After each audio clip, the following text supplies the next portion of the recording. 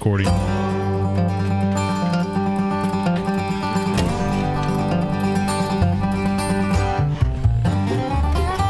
Well, folks, you found it. The most unprofessional little podcast there ever was. Ain't much else to say. I mean, we just sit back, sip on some whiskey, and be entertained. We must love this intro because it never changes now. Are now. about to make love to your ears. It's a good little riff. There it is. That's I'm like, I forgot how to do that. I was like, what are you looking for? That's it. Man, did y'all both get like beard cuts? I did. Yeah. Both of y'all? I noticed. I really like them. Yeah. They look good. Thank you. Trimmed her up a little bit. Who cut your beard? My chick's name is, well, I call her Red, but her name is Tammy. Tammy. That sounds like a hair stylist of sorts. Tammy. She is. You know, it's kind of your Tammy. Yeah. Tammy the hairstylist. If you had asked me, guess a name of my hairstylist, I would have guessed. You were guessing Tammy. Tammy. I don't know where I get that from. I know it's not Robert because I bet he's taken some time off. Ooh, Yes, yeah, he's had a little bit of an event. I go to Jada. She used to be Indicator. Okay. Yeah. You wouldn't have guessed that name. No, you would never guess that. Sounds very Jada doesn't sound like a small town hairstylist. Comic book assassin or something. Yeah, Jada. She's pretty badass. I think of the slap. Yeah, I was going to say, we're about to get slapped. Y'all said it too much. Keep my wife's name out your beep mouth. Will Smith has entered the room. Yeah. Speaking of Will Smith, have y'all heard his new remix or his new rap? Oh my God, it's terrible. No, I saw something with AI, like him eating a burger or something. No, I don't know what that is, but I haven't seen that. His new rap is horrible, which his music's never been good. So, you think what? Is it bad? Like, you don't strike me as a proper judge of hip hop. Well, you were wrong, my friend. You are. Oh yeah. Okay. Wu-Tang Clan ain't nothing to mess with. That is true. Oh yeah. That is true. Yeah. Okay. I don't like today's point, rap. bro. It's all garbage. Yeah. But you give me some Tupac, some Ice Cube, all the old school stuff. I love it. About some Run DMC. Yeah. But we're not here to talk about Will Smith or rap or Run DMC. We're here to talk about trees. But we might still end up talking about them. It could happen. It could happen. We'll find a way to segue it has into happened, it. Actually. Yeah, that's true. We'll have to find some correlation. Yeah. Can you pull that mic about a fist length from your face? Yeah, there basically. we go. Okay, so if it touches if it touches your chin, it's perfect. Yeah. You can also do that. He just kisses his mic the whole time. Yeah, just likes the feeling. That's right. Yeah. I have no clue who this guy is. Well, we can introduce him or let him do it himself. Yeah, introduce yourself. Yeah, I don't mind doing it. My name's Austin Mgo. I'm an arborist in primarily Denton County, and I think that's probably So you're an arborist. So you work on boats down at the harbor, right? Sort of, yeah. I mean, boats are made out of wood. Oh, okay. That's funny. When they float, yes. That's funny, though, but since we have scheduled you to come on, I've told people, hey, we're having an arborist on. And I was shocked how many people looked at me like I just spoke a different language. Yeah, I'm something of a doctor myself. Yeah. Nobody knows what an arborist is, though. You are a doctor that works with wood. Yeah. A wood doctor. Yeah, or a tree surgeon. Yeah. Like, I mean, these are. I mean, they sound cool, but they're like technical terms. I was waiting for like the Viagra tongue-in-cheek joke to There's come plenty in. of them. There's when you start talking about tree biology, it's all about what we have here is a wood doctor. Yeah. I didn't get it. Now I get it. Thanks. I'm glad that went over everybody's head. That makes me feel sophisticated. You are. I'm not. I'm just just a thing. Just little old me. But welcome, Austin. Yeah, thanks for being here, having man. me. Yeah, this is awesome. I think it'd be a fun, interesting chat because there's a lot that we need to learn. I have a lot of questions for you, period, just because of my own experiences. But I think it's going to be a fun show. Yeah. What about your background? So, where do you come from? As our friend mentioned earlier, Mexico. Yeah. So I lived the first 2/3 of my life to date in California. I've been in Texas the last 10 years. Yeah. So I spent all my 20s here in Texas. Okay. 32 now. Got a wife and 3 kids. My wife and I we met in California, got married right after college, and came out to Texas shortly after we got married. Mm-hmm. And I had no previous experience or even like a exposure to, I don't want to say like trees, but like trees as an industry. Okay. I basically picked it up because I needed a job when we were out here. I had a few other jobs, and it was kind of an interest of mine. And I saw, like, I guess when I was younger in California, I was just a younger man, like a kid. I guess I never paid attention to other trades and industries. And I'm in school during the day, so I guess I never really saw chipper trucks driving around or ever saw people working on trees. And I mean, California's got trees, but I'm from the southern half, so there's not nearly as many trees down there compared to the other half of the state. So just a lot less tree work in general. A lot of landscapers, a lot of landscaping is probably the predominant green industry. But when we came out to Texas, I mean, there's tree businesses all over the place. And I did some research online, and I saw some really cool like promo videos and ads for tree climbers or tree climbing, and I just thought it was the coolest thing. I thought that like rock climbing would be interesting as a hobby. I've always wanted to give it a try, and then I saw tree climbing's a thing, and like I said, watched some cool promo videos, saw that there's like competitions for tree climbing, so you can take something that's I guess a hobby or an interest, and it's also an industry. You can make a living doing it. You can literally make a living climbing trees. Yeah. And so that was the original appeal to me. And I'm a part-time semi-professional bowyer, so I build bows as well. That's really the term for that? Yeah. Like a bow and arrow bow? That would be the trade name. Okay, a bowyer. Yeah, so, and it just comes from old English times back in the old country. There's lots of different, I mean, it was an industry for a long time. Oh, yeah, they were a very necessary tool. Yeah, not even for a warfare. weapon, a tool. You have bowyers and fletchers. Fletchers build the arrows.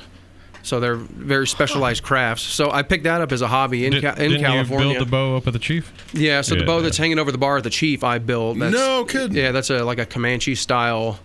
So my love and fascination for the bow is a lot of what drives me and what I do. Yeah. And I watched a chip truck crew chip an awesome log that I was watching it happen. I couldn't believe it was happening in real time, like chipping up this amazing piece of wood.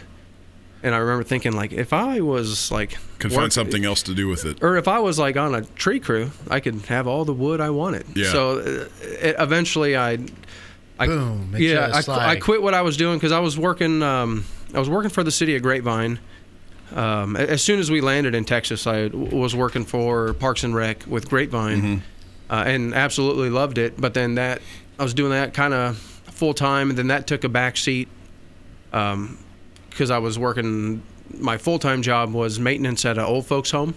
Okay. And that was, I mean, I got a ton of stories just from my short 2 years there. Old folks are particular, aren't they? They're a very particular bunch of people. I mean, they're rowdy. Like it gets insane in there. Yeah, they got to keep themselves entertained somehow, man. Like what got to me the most was like I'd meet these old people, cool people at the end of their life, have a ton of stories, and then they just their health would decline, they'd die. Yeah. And I'd come home like sometimes crying because I'd tell my wife knew some of these people because she'd come up with me and we'd hang out with these folks, and like I'd come home crying just because like some old gentleman that I saw kind of as a grandpa passed away, and that happened several times over my 2 years there. Yeah. So I was like, I can't do this anymore. Like, you know it's coming, but still tough because you made a sometimes bond. you don't even know it's coming because it's like they're old, they're retired, but then their health would decline like overnight. Yeah. And it's really, I mean, I'll never personally, I'll try my best to avoid putting my parents in a home. Yeah. Because I kind of see, I mean, I've seen the industry side of it. Yeah. And how they're trying to get people in there, and how their health tanks just for it's not various necessarily reasons. Care. Yeah. It's just comfort more. Or you're having strangers care for you. Yeah. And you're not seeing family often. And there's different. there's more independent senior living, more dependent. There's the Alzheimer's units where like they can't even leave. Yeah. And it's just a hard environment to be around. So I'm a young man in my early 20s, got just a wife at home, and I'm like already like wrestling with thoughts of like things you shouldn't be at 30 of like years death. old. I'm like, man, we're gonna be so old one day, and then like this is our future. It was just like too depressing. Yeah, understandable. So when I gave that up, I reached out to the company that I'm actually with, but we kind of went back and forth, and I interviewed with some other companies, and ultimately started with them in Denton. So they've always been in. They've always officed out of Hickory Creek area or Lake Dallas. Okay, so you're talking about below Denton. Yeah. It's like south of Denton and between Denton and the Metroplex. Yep, and we work all over Denton, and we'll go a little further north and south and out of Denton County a little bit. We're trying to do more out here but because I'm out massively here. Developing area. Yeah. You know, he is from California, but he does say Denton right. It does. Yeah. Denton. It's not It's not Denton. Denton. Yeah. Is that Props how? on that. Yeah, it's been 10 years. I've been corrected. I'm from Denton, Texas. Like, nope, not originally. You're not because you don't know how to say it. But you're talking about an area that's massively developing at a rapid pace with money, and so that's Yeah, all those lake cities around Louisville. There's some really beautiful communities being around the lake. And trees, I mean, one of the things, they're just growing. Yeah. Like the area's growing, but so are the trees. So it's a great industry to get into. It's a ton of fun, like climbing trees. You're running power saws. You got chainsaws 30, 40 feet up in a tree. Like, it's a ton of fun. Yeah, that sounds like the chainsaw part sounds fun to me. Climbing trees, not so much. I don't think God gave me the body to You climb the could do tree. it. No, I've seen some big I'm gonna boys go do it. rent the cherry picker from the rental place. And Yeah, and we've got a few of hire those you guys. too. Yeah. So what does an arborist do? Like, I guess arborists do a lot of things depending on where you're at. But what does an arborist do below Denton? Yeah. So arboriculture is the name of the science. So anybody who works with trees can kind of technically be late. Like, if you get paid to work on trees in any capacity, technically you're an arborist. Okay. So our company, Tree Shepherds in Denton County, we're kind of a one-stop shop for everything tree care. We do. I don't know if we're planting at this time, but we've planted trees. Everything from plant health care, so taking care of trees, making sure they stay healthy, trying to boost their health if they're declining. Okay, which happens. Yeah. And a lot of times it's reversed. Like, we can reverse a tree's poor health and get them back to feeling Thriving. great. It just depends on the situation. So there Like wasn't humans. Like humans. There was Yeah. no joking when you said yes. You are technically a tree doctor. Yeah. So you can bring one back to life. Yeah, I just don't Okay. get nearly the respect. Sure. Yeah. Sure. Trees aren't sending you gift cards or bottles Yeah. of whiskey as a thank you. Because often I intentionally kill a lot of them too, so they don't thank me. So one of our specialties is hazardous tree removal. So I mean, you got to think, if not every tree that dies is out in the middle of a pasture. Sometimes it's over someone's house, or the contractor built the house around this really beautiful century oak or something with intentions of preserving it, but eventually, for one reason or another, the tree may die. So how do you get that tree out of there safely without damaging property or accidents? Because it's Piece by piece. It's right? it's just the nature of it. It's dangerous work. It's one of the most dangerous industries in the U.S. People That's die interesting. every year just from Not climbing trees properly. yeah. Or I mean, most of the accidents are on the ground. It's like mechanical related. Just Really? Yeah. A lot of chipper incidents. Oh, Yeah. God. That's particularly gory just by yeah. definition. Yeah. Yeah. and Fall into. Yeah, I remember my Yeah. first couple months of starting as the low man, as the greenhorn on the crew, just feeding a load of brush into the chipper and just staring at the chipper like it's beckoning me in a very strange way. Just you're watching that's all sick. You're Yeah. watching all this stuff And just you're get like, just demolished, and it's like if If no you one was accidentally around ate the wrong mushroom Yeah. at the right time, and fell in or something. you could be like, "Oh, I am walking into this tunnel." Oh, for sure. Yeah. And no one would hear you scream. I used to have dreams like Yeah. I'd wake up Have you? It would going feet first in the chipper, and I'd wake up. Have you seen this video?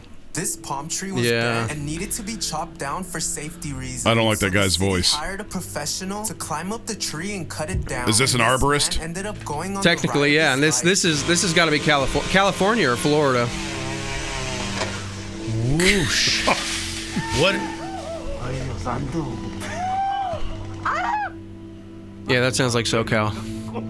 That is insane. Deserves a raise. Oh yeah, This palm tree give that guy a raise for sure. I'm not 100% sure that's real either. No, I think it is real. They really climb to the top of those trees and they'll cut them off like that. That's Yeah, but they're mind-blowing. professionals. They know they strap themselves in. They'll But also, it's like, I mean, there are safer ways to do it. You mentioned a lift. Oh yeah. yeah. That looks like a tall tree though. Yeah, I mean, ours will go 75 feet. Okay. Yeah, that was way up there. Or you just tie a rope off at the top and have somebody holding it. When you cut it, they ease it back Yeah. up. yeah. He might have done it for the views. Well, yeah, he But it probably looked got- cool. he Probably got some. Sure did Yeah, look like a fun he rodeo. deserves a raise if he's still around. Yeah, So- no joke. Okay, so your job encompasses many expertises. Yeah, like all Right. facets Many of like skills. Yeah, tree, Healing, life and death. to removal, to Yeah. like the manual labor Yeah. aspect, and a lot of it's pruning because I mean pruning's kind of our bread and butter because that I mean we're into tree preservation. And sometimes trees have to come down, but if we can talk a customer into keeping a healthy tree, we absolutely Yeah. try to. And for twofold, it's partly selfish.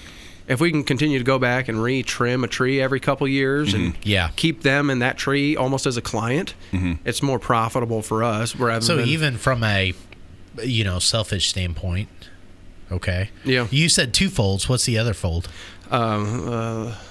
So the other is like we don't want to remove trees add value to property, so we just don't want to remove a healthy tree if we don't have to. Like we Okay. do, most of us love trees that are in the industry. Yeah. We're not trying to kill every tree, Yeah.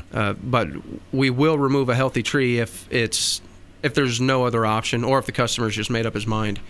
So I want to bear down on that, but I don't want to do it just yet. Okay. So there's something there in what you're saying I want to like bear down on. So when do we do that? Well, You know us because we'll squirrel and we'll talk about 4 million other things. I'm gonna like this is the heart of what You I won't wanna, forget it. like. Okay. Yeah. All right. What I want to cover.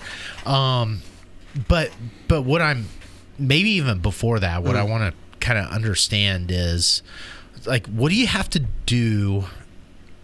Because it's really clear, like if you want to be a human doctor or an animal doctor, then you have Education. like certain like like things, thresholds, finish lines you got to cross, and then all of a sudden it's Credentials. like it's like boom, you're a human doctor. So how is that with arborist? Yeah. So, what makes you an arborist is that you work on trees. So any of you could decide on the weekend right now you want to go help your neighbor cut down some trees. There's an exchange of currency. You're an arborist. Okay. Okay. Yeah, but you go But- to additional links because you can, like you said before, you can bring one back to life. Yeah, so I don't know if any of us would here have ever done that. You would be considered a qualified arborist. You Okay. got the qualifications. You've got some sort of knowledge of operating the equipment and doing the job at hand. Yeah. The difference between a qualified and a certified arborist is within the industry of arboriculture. There's certain entities like the ISA, which is the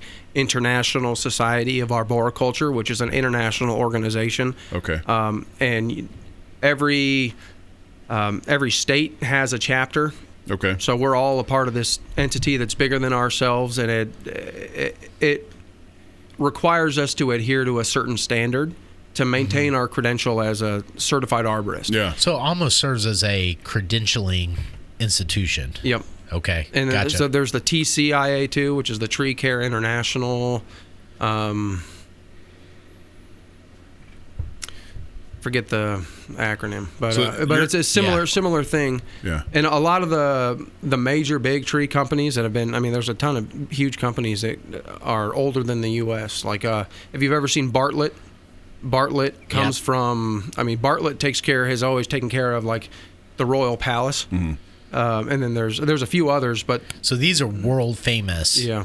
companies. And most of them are ISA certified as well, or because it's an ongoing science. We're learning every year, just about every. You mean the science isn't what do they call it? The science is settled. Yeah. The science Yeah. is never settled. And I don't think we have like a poster child for like the science in arboriculture yet. Yeah. But there's a lot of great arborists out there, and there's been a lot of really good arborists, and there's A lot of what we know are from some arborists that were around in the early 1900s, late 1800s, guys that were just eaten up with trees and did a ton of experiments and research and taught. A lot of what we know today comes from arborists 100 years, only 100 years ago. Have you ever driven through Highland Park in Dallas? Yeah, we've done some storm damage down there. I wonder how many removal. millions are spent annually in that area just on arborist, tree trimming, or the damage. Yeah, damage. The damage just from storms. Like we did a few jobs down there in the wake of one of the. I don't know if it was a tornado, but just a couple of years ago, 3-4 years ago, just maybe some really drastic straight line winds or something. Yeah. Went through the area and just decimated certain neighborhoods. So you got trees on houses, branches going through the roofs. Yeah. So we were down there, I think 2019 maybe, cleaning up some of that. I guess that would be like the pinnacle of if you told somebody what an arborist does, I would direct them to that neighborhood to see, because these are ancient trees and it's development and construction that has utilized the beauty of these ancient trees to make it what it is. I mean, the houses are, giant and immaculate too, but if you drive through before you notice the houses, I think you notice the trees. They're just... Yeah, and a lot of the older, more established, or some of the first established cities and towns, you find a lot of really old trees that are still in decent health because the community's gotten around and realized the importance of it and done their best to preserve these trees, and the city and everything just grows around them. So what's the importance of trees to neighborhoods? So besides the beauty aspect, there's been studies done that prove areas or cities or towns that have more trees, the happier those areas are, the more fruitful, as in there's more younger families in areas and communities that have more trees. So it's not just about your kid being able to swing on a tree swing.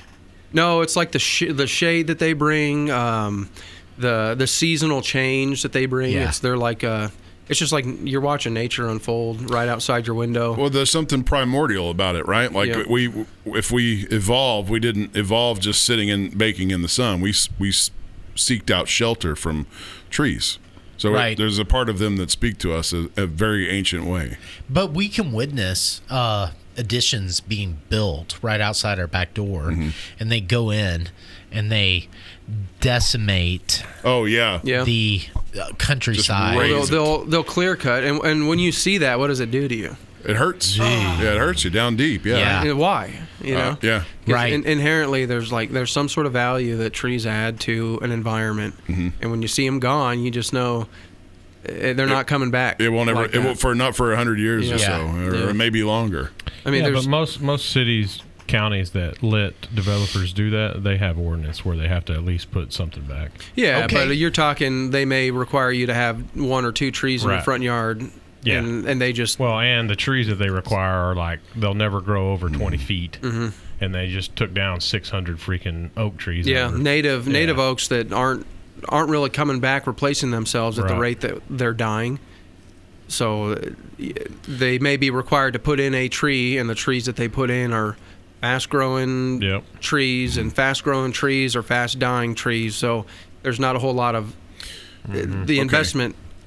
So on that, and we're surrounded by old native oaks here on this farm. How, in your best estimate, what would you say age-wise? How old are these trees? It depends on the diameter. Most of them, don't give me. I mean, I'm a man, so I'm gonna embellish a little bit on girth. Yeah, but I think you're lying. I would say that most of them are gonna have trunks. What, 3 foot and a 3 foot? I'd say, it's not unreasonable that for every half inch would be a year. Okay. So you look at a tree that's, 50 inches across. It could be 100 years. Yeah. So potentially a lot of 100-year-old trees around here. Yeah. And once, how long what's their lifespan? So on a lot of our native post oaks and live oaks, they just from cross cuts that they've taken off of older trees, larger trees. They've seen trees as old as 200 years. Probably not as old as you would think. I know certain oaks can get really old. Oaks in Texas. I Sure. think we have one that was supposed And to be they're like, Down in Austin. Yeah, Yeah. I think that there's one somewhere in Texas that they're pretty sure was still like a mature tree when the Declaration of Independence was signed. Okay. And they can get that estimate by either bore samples, drilling into the tree and pulling out a slug of all the annual rings, or just trees that they've removed in the vicinity and looked at the annual rings and counted them. So the trees around people Yeah. don't seem to grow as old because just Okay. the way we affect Activity. the way we affect the environment around us. Yeah. Asphalt is a huge one, or Yeah. just concrete. Just the heat and the lack of when you remove it out of its natural environment, they just don't do as well. Sure. And post oaks in particular are really sensitive and susceptible to all sorts of issues whenever we kind of invade their space. which we've done in North Texas yeah. because this is their space. I know going down through Louisiana, like through some of the old plantations, well, the one plantation that was in Gone with the Wind, but the live oaks there, like, their limbs sweep down, touch the ground. They're estimated to be over 300 years old. You can't describe those trees. They're insane. Yeah, They're and massive. And when their canopies are that low to the ground but so broad, often they got to support them with I don't know if you've means, ever yes. I don't know if you've ever seen that. They got some trees like that down in Austin. Yeah. And I'm not sure if you're aware of the Austin the treaty oak story. Have you all heard that? No. We probably have, but it's been long. It's A disgruntled individual was in the middle of a divorce or something, and he had proposed to his spouse under that tree, and to get back at her, he took weed killer and poisoned the root zone of that tree to kill the tree, to like stick it to his beloved, and the tree almost died, and people noticed, like, hey, something's happening to this tree. Like, the parts of the canopy were dying back, and it was just starting to look really horrible. So they, the city of Austin, Arborist with the city, brought in arborists from all over the state, and a lot of guys from A&M and SFA, I believe, and they all got together and were trying to figure out what to do about this, because they didn't know what had happened. They just don't want to lose this tree. And they took some soil samples and found like super high levels of something like what's the like Roundup? Roundup. Oh, yeah. Something like that. Glyphosate, Yeah, yeah. just all over. And they had to like employ some extreme measures, but the tree is still alive. But they did some really crazy stuff. They saved it. That's They wild. they saved it. They removed all that dirt. They blew out all the dirt with compressed air and exposed all the roots and brought in clean backfill dirt. They had to root graft younger live oaks to that tree as like the mother oak. Okay. So they grafted the roots together so those trees could help carry that tree.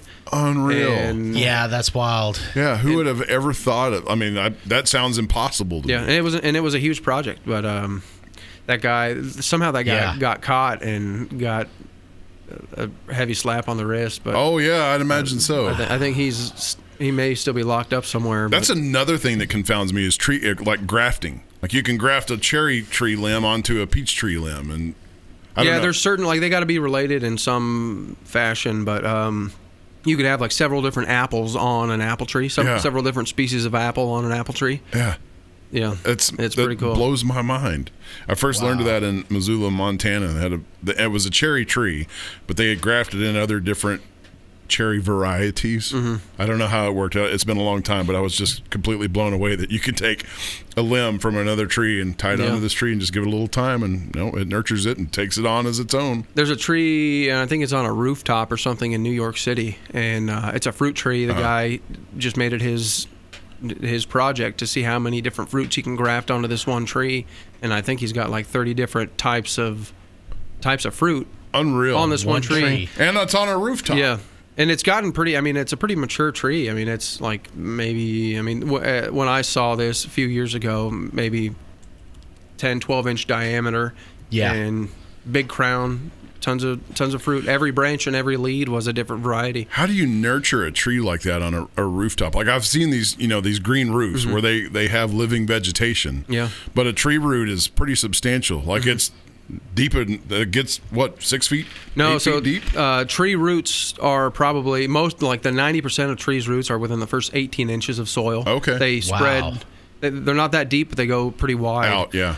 When a tree's younger and it's getting established, it'll run a taproot down, and that taproot may get pretty deep. Yeah. And depending on where it is, like I've seen trees that are in not great soil and excavated them, and their taproot was still intact, and it was pretty far down because the soil wasn't great. It needed to, I guess, maintain that taproot. But It's like a little explorer. Yeah, and often that'll die off, and the roots that go out laterally are what support the tree. Yeah. But they're only within the first 2 feet of soil.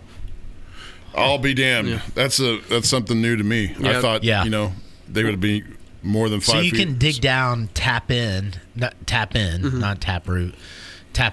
the peripheral root system, and then supply that tree with another tree. Yeah, so the same way you would graft branches, they grafted the roots together, and you bind them up, keep them damp, and they will just what's the word? It's assimilate when they just grow attached to one another. Mm-hmm. Wow. Yeah.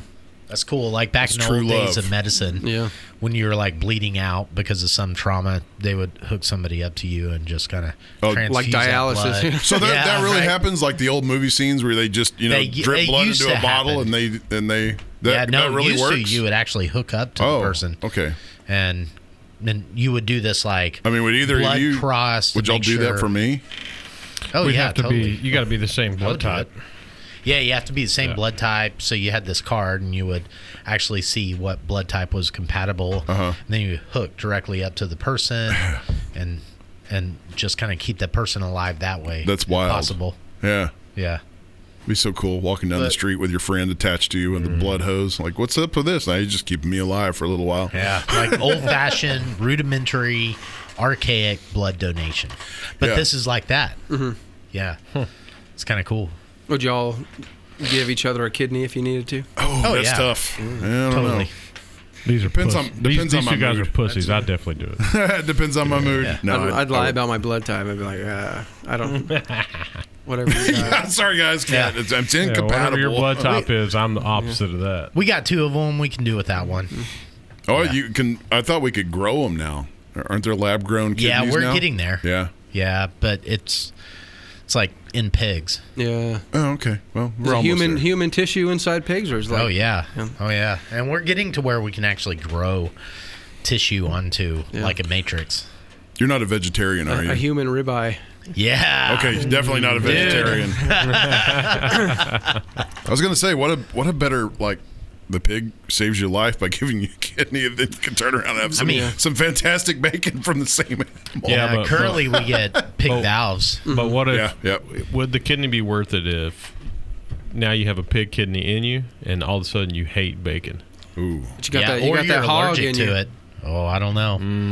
Yeah. that'd be a cruel fate. I mean, that happens. Yeah, you live, but no, you need some Viagra for your microphone. You got a pill for this stuff? Went a little flaccid over there. Dude. Flaccid mic issues. So the company, is it your company or the one you work for? Tree Shepherds? Tree shepherds. Okay. They've become very dear friends of mine and family. And I've been with them since 2016. But I started with them from the ground up. Yeah. And they've taken really good care of me, and they've pushed me and seen me through all of my credentials. They've really supported me and encouraged me to go through and get all those and learn a bunch. And So what is your absolute favorite part of your daily being an arborist? Is it the climbing? Yeah, Is it's- it What I the call thrill it. seeking? yeah, for the longest time, yeah, it's just fun. It's just Yeah. something about like your adrenaline gets going. Mm-hmm. It is dangerous. A few months in, I lacerated my forearm Okay. with a top handle chainsaw. Oh. And I mean, I did it very early on, and it sobered me up right away. I just realized, it humbled me. I was like, I really don't know what I'm doing. Oh yeah. So we all I have those moments. slowed down and took safety a lot more seriously. Chainsaw to the arm usually will do that to you. Yeah, and I got really lucky because it was just it was very shallow. Like it just went through like every layer of skin. I could see my fascia. I did sever one of my tendons. I partially severed one of my tendons, but for the most part, could have been really bad. I retained everything, and 'tis only a flesh wound. yeah, I was Yeah. back to work not much later. Yeah, from those injuries, you can count your blessings.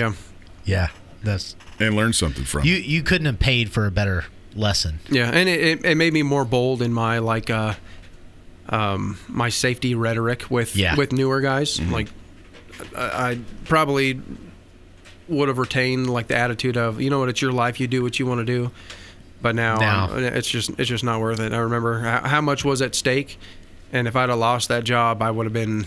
If I would have lost a job because I didn't have an arm, Right. Now what am I going to do? I got one arm. Like, what can I do? Can't hire a one-armed arborist. Yeah. Well, I guess say you that, but there is one indicator. So Really? I got nothing but respect for that man. Have you met him? Do you know this guy? Yeah. So you have a prosthetic, a hook or something? Nope. No, he That'd just be rocks the nub. Mm-hmm. Dang. Hey, we've got a biomechanical engineer family member that could get him fixed up. Well, with a. I don't know. We could call him up and consult with him. Like, this man's an arborist, but he lost his hand. What can you replace it with? How long of a bar of a chainsaw?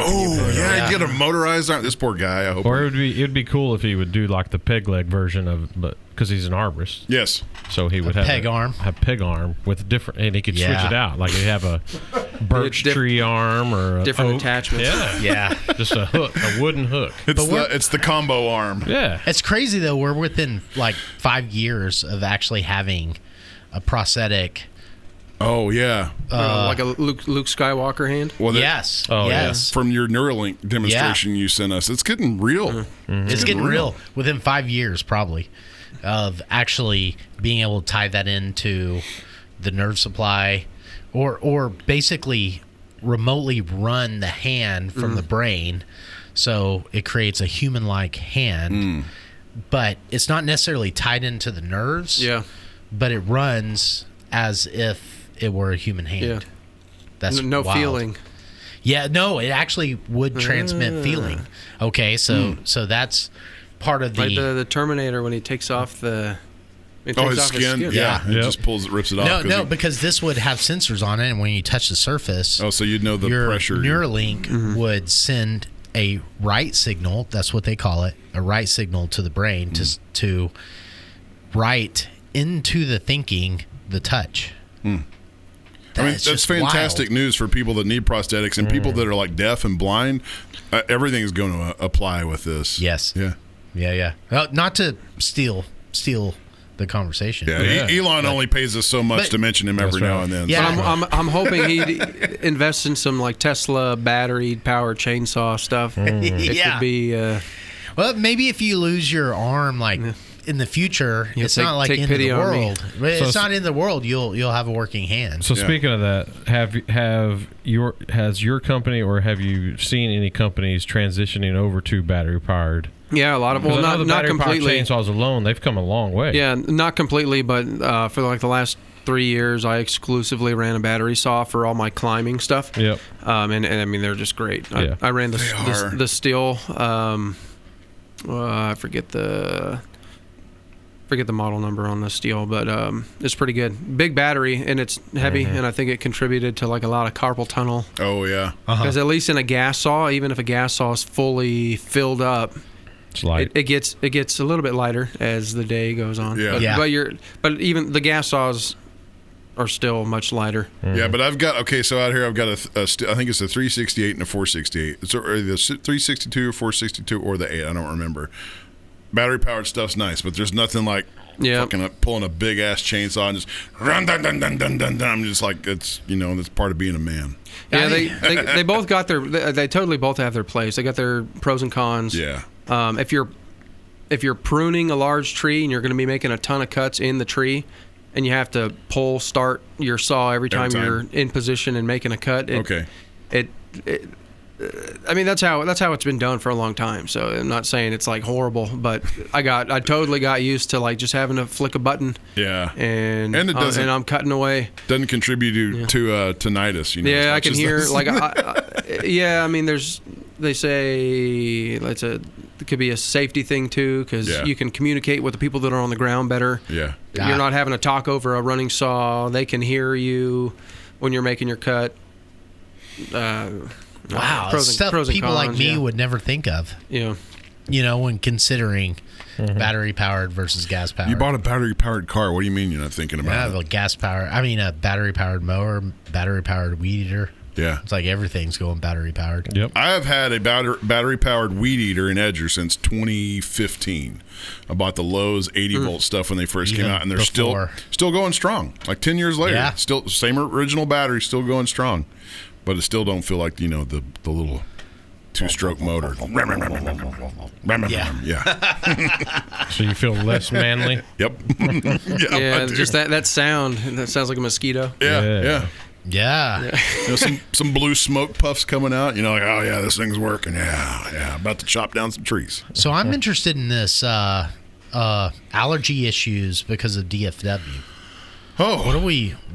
okay. So You put that in the notes, right? I've heard a lot of talk about. It seems like, and maybe from an outsider's perspective, even though you've been here 10 years, allergy season in this area is just never ending. And I've heard the theory of that is because when they developed, like Fort Worth and Dallas, a lot of the tree varieties that they were bringing in and planting were the male of the species. So they're constantly pollinating, and the air is constantly full of pollen. It's probably always been an issue.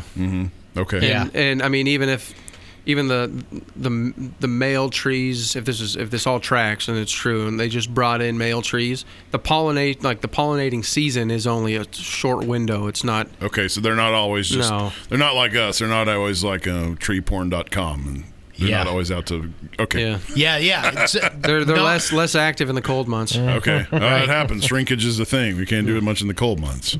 They pick a season and they sort of stick to it. Yeah. And one of the this kind of branches into something I wanted to maybe ask about, but one of the most influential books I think I've read was Peter Wolleben, Secret Life of Trees. I thought you were going to say Traveling Pants, but whatever. Yeah. Yeah. The secret. What was that? Secret cult of the traveling pants. I don't remember. I'm just wondering if trees are always horny. No, I know. Yeah. They're very seasonal. Seasonal. But what he kind of proposed in that book, one of the things was that trees kind of communicate to each other, and they're like, okay, we have a pollen season, but we're not going to put all our pollen out in this season. And then they kind of build up, and they'll go several years, and then they'll just all decide. Like semen retention. Oh, yeah. It's a thing. They'll decide to splooge. Yeah. And then everybody's getting covered. Yeah. Yeah.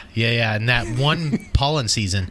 But it's because This is how our shows typically go. Yeah. We arrived. Just devolve. I know, right? Our fans are like, oh, all right, here they are. They're finally awake. All the trees have kind of held a round table and then they have decided, like, this is not the season.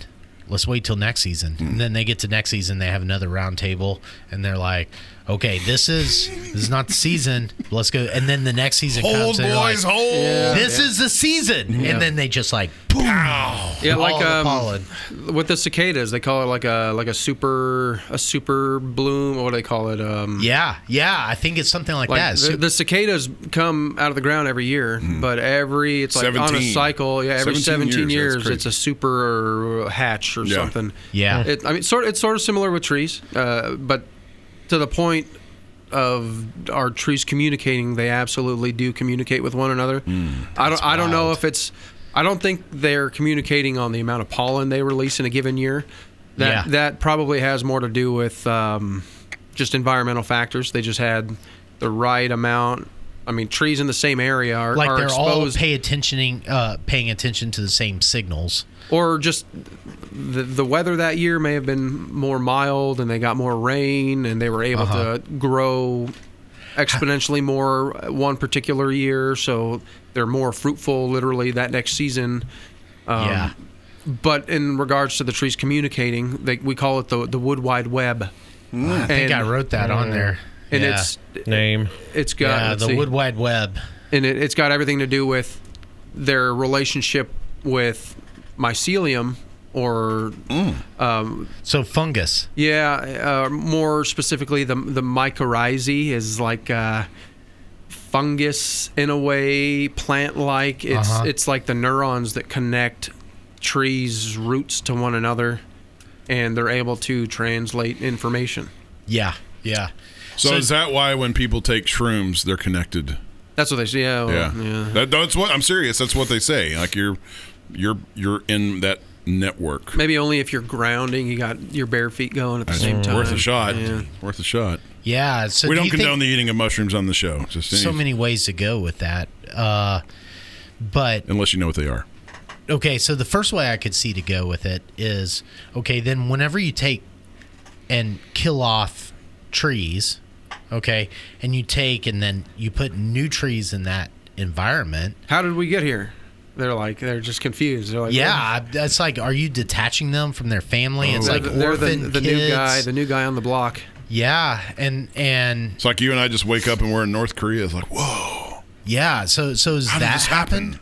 Like, can you tell that they're, even though you have like a field of reestablished, rehomed trees, but they're all sort of lonely.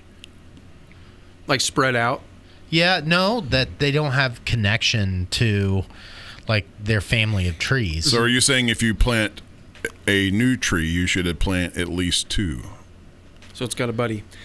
Yeah, but you have to we're kinda, talking about two different things. We're talking about like trees that are cultivated for, I guess, putting into developments and stuff versus trees in that are rehomed. Which trees aren't often like not rehomed in the sense that they were taken out of their native environment, like which you can certainly do, but like nobody's going. And I honestly think it would be it's a good business model to get people to allow you to harvest trees to go plant elsewhere. If you got a good stand of trees and you want to go thin it anyways, they make machines to excavate the entire root ball.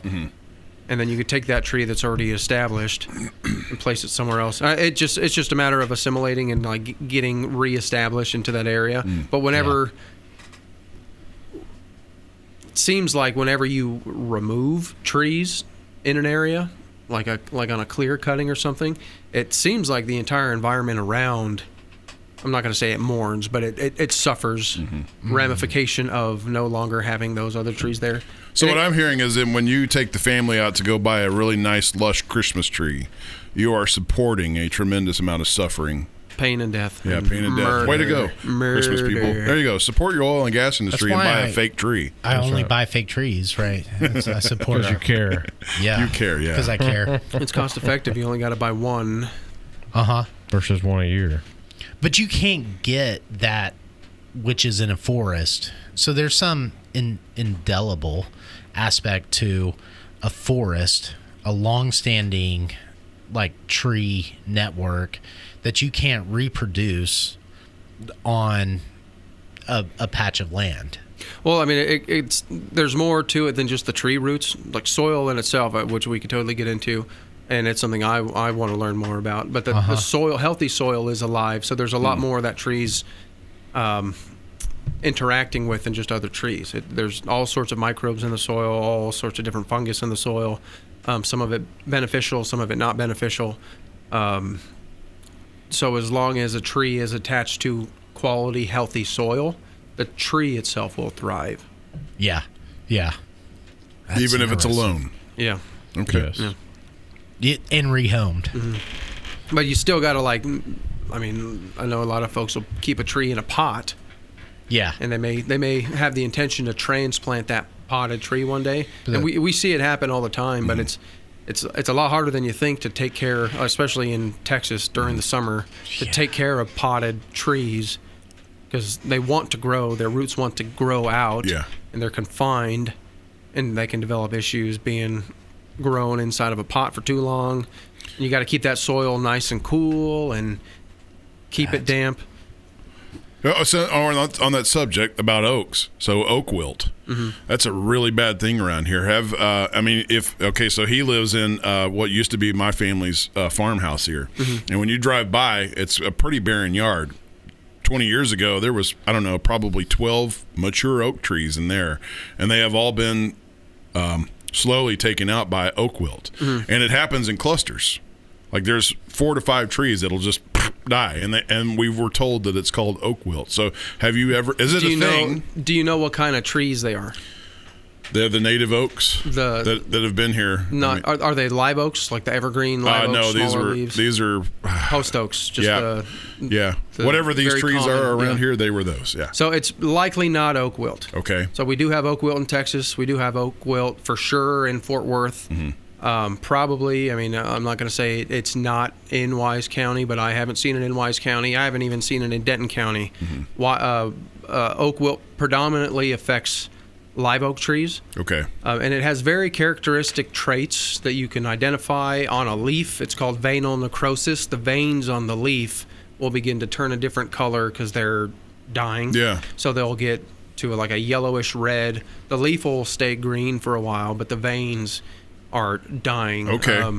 And it's not a slow thing. It's a pretty quick thing. So you can go from having a healthy tree to a stand of dead trees. That's the way these were, but they weren't live oaks. It's likely if it's post oak, it's likely hypoxylin canker, which is another kind of fungus that lives in the soil all the time, and healthy trees are able to keep it at bay.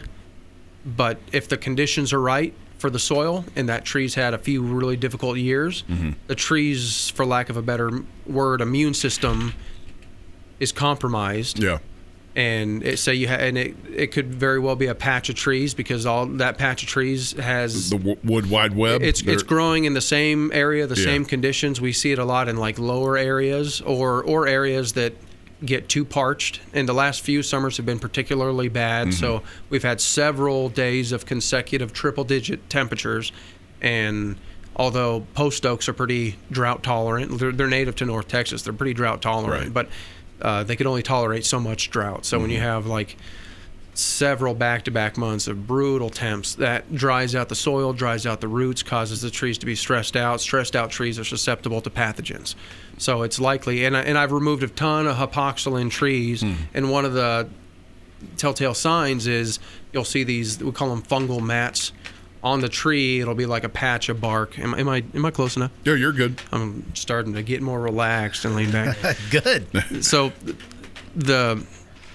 it'll manifest on the limbs and on the trunk. These like patches. It looks like a cold sore on your face. It'll be a different color than the bark. It'll be a gray or a dark brown. It starts out as like a dark brown, and as the fungus dies, it gets lighter in color. Yeah. But you'll see that manifest it typically begins on the limbs, works its way down that limb to the trunk, and once it gets in the trunk, the tree's basically toast. So that may have been the case, except I didn't know what I was looking at or looking for. I'm just thinking, these trees are dying. In that event, would a person like you have, in enough time ahead, would you have been able to save them? It's typically not preventable. Like if it begins on a limb and you notice it, and we can catch it and remove that limb, prevent that fungus from traveling through that stem into the trunk, it's likely preventable by pruning it out. Okay. But once it's in the trunk, it's absolutely nothing you can do.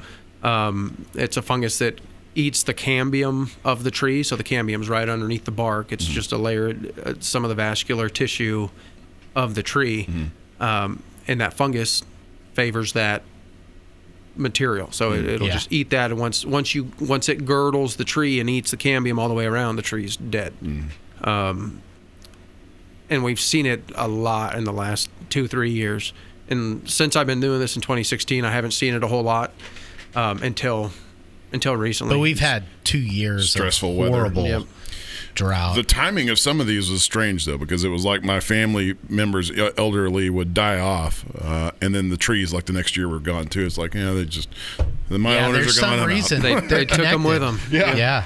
You don't get to have these trees' grandson. Yeah. Maybe the tree lost something. Could have been part of its soul. I mean, everything's connected. Have you heard that story about the elephants? That the group of elephants somewhere in like a reserve in Africa was really close with their caretaker, just some guy. He was like the ranch steward.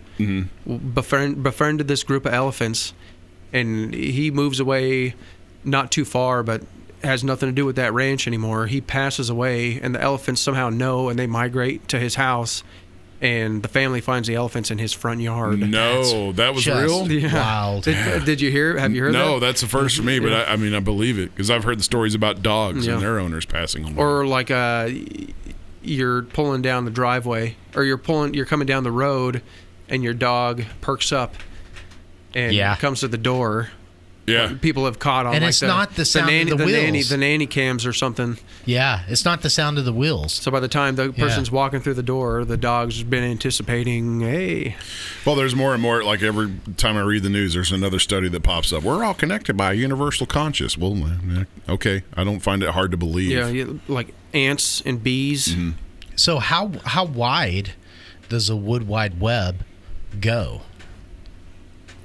As long as there's life in the soil, I can imagine it's just. I mean, you definitely get into some bad soil that's dried out, and there's nothing going on there, which does happen. But oftentimes it's like where we have intervened or come in and excavated the area and removed all the topsoil and stripped it down to the bedrock, and there's Then not a it's whole just lot of like- life down in there. Yeah. A dead patch. Yeah. Wasn't that portrayed in, like cinematically portrayed in the Blue People movie? Yeah. Avatar. Avatar. Yeah. Smurfs. They really kind of showcased the wood wide web because the people were like they had the appendages that would connect with the piece of nature, right? I got to rewatch all that. Only It's the been a long mother time. tree. Oh, the mother tree was it? Okay. Yeah. Man, that's so. And then what's the other movie? It may have Mark Wahlberg in it. The trees came alive and started killing The everybody. Happening. Yeah. I haven't seen I it. love that that's a movie. good It movie. started like releasing a gas M. or Night something. Shyamalan. It was releasing not a gas. It was just releasing some. Sort It was of like particles. Air particles. Yeah. And They just yeah, switched off. pathogenic, and then They switched. Was it the frontal lobe that stops you from doing stupid things or Yeah. whatever? They just switched that Yeah. part off, and people are like, "Yeah, I'm gonna go walk off the rooftop." Like that was like Bird Box too. Do you remember that? yeah. Just make you Lucy! commit suicide. yeah. I love that movie. It got bombed. Critics hated Yeah. it, but It was I liked horrible. it. I haven't seen the series, but the one about the mushroom people, like the people die and they come back, like the mushrooms bring them back as zombies. Pedro Pascal. yeah. Well, It's a no, series. I'm No, this is. Are you talking Last of about Us. The Last of Us? Yeah, it's Yeah. a video game first. Well, that was a great. Yeah, but It like was pretty Oh, yeah. good. working that close with fungus, Cordyceps. it really does. Yeah. yeah, terrify. cordyceps, and that's a real thing too. And Yeah, they people they take don't. cordyceps as Yeah. a But cordyceps beneficial mushroom. They don't invade people, but they will invade insects, right? Yes, so that's where that inspiration came from. Mm-hmm. Is they hijacked this specific like ant brain and then turn the ant Into a zombie. Yeah, so why wouldn't it transfer Evolve? to humans? Yeah. Yeah. Why? Well, don't tell Wuhan, China stuff like that. Yeah. Oh, I They're on guarantee top it, of they're it. working on it. Yeah, somebody's working on it. Somebody's somewhere. already working on it for sure. I mean, Yeah.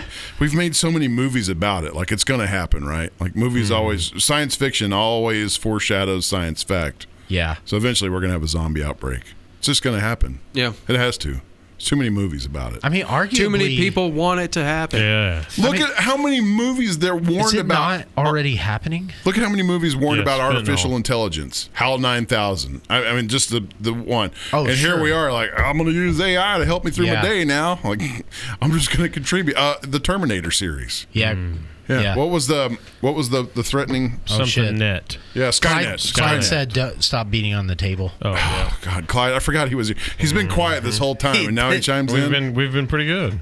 Yeah, I think we've been good. Our producer doesn't like it when we get dramatic. Too animated. yeah. Oh, Starts yelling at us. okay. So that's a valid point, but why would you think zombies are not currently in this world all around us right Yeah. now? Have well, you in not, a have you not sense they seen are. people on fentanyl? Yes. That's Ooh. a zombie. You're talking about like mushrooms and no, not mushrooms getting into insects. And this is something it was never on my radar in California, but coming out, moving to Texas, learning all the nature out here is different. So you got cicadas, and you got Yes. cicada killing wasps, Yes. which will take a cicada, drag it into the ground, inject it with its eggs. Right. And the eggs live off the cicada. And there's a whole family of wasps like that are parasitic wasps that will do similar things to different sorts of insects. Yes. There's one that'll grab a cockroach and stick its something into the cockroach's brain, and it's flooding the cockroach's brain with dopamine. Yes. and it paralyzes the cockroach, but the cockroach is happy. Hang on, we got Yeah. to stop right here. Are you saying cockroach? Yeah, cockroach. Cockroach. A cockroach. Cockroach. None of y'all call it cockroach, so don't even start with me. What are you talking about, man? I've always called it a cockroach. They're going along. No, is that the term? Yeah, cockroach. Because we all say Cockroach. cockroach. Spell it. Cockroach. Pull it up. None of y'all say cockroach. Okay, that's a You don't. California thing. And that's what I was wondering. Cockroach. Cockroach. Cockroach. Cockroach. Yeah, it's not cockroach. Yeah, well, And that thing is a dinosaur, by the way. Like, that thing will outlive for sure. everything. Oh, yeah. Even alligators. I thought I Even heard it. nuclear I attacks. was like, wonder if he's saying it right. We've been saying it wrong this whole Cockroach. time. No, but what you're saying there is the wasp stings the cockroach in its brain, and the cockroach then thinks oh, this is the most wonderful thing in the world, but its body is being taken over by some control mechanism. So you say, aren't there zombies around today? It's like, how many human beings ingest or look at things to flood their brain Coffee. full of Everybody. full of dopamine? Twitter. These things right Well, here. yeah, exactly. Right here. Yeah, right here. In Yeah. the palm of our hand. TikTok. TikTok. And if you're TikTok. not careful, it ruins your life, right? So Yeah. Yeah, there's that's all a valid these point. lessons. When I watched that on some nature documentary, I had to rewind. It was like it's injecting dopamine into Yeah. the cockroach's brain. Yeah. Cockroach. Yeah. It's like Cockroach. Adderall and TikTok. It's TikTok. just like zha, Tick-a-tock. TikTok. TikTok. Cockroach and Yeah. tick-a-tock. I mean, and okay, again, science fiction foreshadows science fact, because what was the thing the Riddler did in the villain for Batman? He invented something that made people zombies to their TV, and it's just coming Yeah. true. So mask conspiracy, right? It's like our devices said, okay, if people don't wear masks, if they don't get the vaccine, you will shun them. Boom. And Everybody's shunned. Zombie came out. And it worked just the opposite worked. for me. So you're If anti. you got the vax and you wore a mask, I shunned you. You're anti-zombie. Yes. I'll be the Yeah. guy You're immune. with the machete chopping Yeah, I zombies' gotcha. heads off. They just got to find the right dopamine for you. I don't think that exists. Good. That's called self-control. I don't think it's out there, bro. Whiskey and cigars, and you're like, Yeah, that's all I need. Yeah. That's right. Oh man. Okay, so what I wanted to get to is this your big revelation that you had put on the back hold? burner? You said you wanted to press me on something. Yeah. Yeah, no. I think we were kind of hitting at it, but this idea that there's some lived relationship within trees, it's like their interaction with us, our interaction with them. Well, do you like to breathe? Yeah. Well, I know. So that's mostly us benefiting from having trees in our community, right? But on the tree side of things, do they have some enjoyment? It's like, do they even know they're alive? Are they sentient? Do they have a sentience, a consciousness? Are they crying when I'm running a chainsaw blade through them? I don't know. Is Do that they what you're feel asking me? pain? Right? It's like, Do they obviously, make a sound in the woods when they fall? It seems and nobody's that they- around. Is that the kind of question you're Yeah, asking? or do they experience loneliness? That was that question, right? Do they have some experience of sorts? So that's a hard question. Have you heard of the trees in Africa that when they can tell when they're being eaten by a certain animal, and they'll make all the other leaves on the tree more bitter or something. Right, all the trees will. Yeah. So one tree over here on this side of the grove will get eaten by a certain insect, to and all the other dissuade- trees, will make their leaves bitter. Which is a survival instinct, right? They're looking out for themselves. So why don't all trees do that? They probably do to some They degree. do not. So because all- if that was true, crepe myrtles would be putting out some stuff on some bark scale. Oh my God! No, but bark scale is- they still win. Yep, you can't kill a bark scale, can't kill a crepe Austin myrtle. Steel. No, you cannot kill it. You can salt What do the you want? earth around Austin a crepe myrtle. Steel? Oh yeah.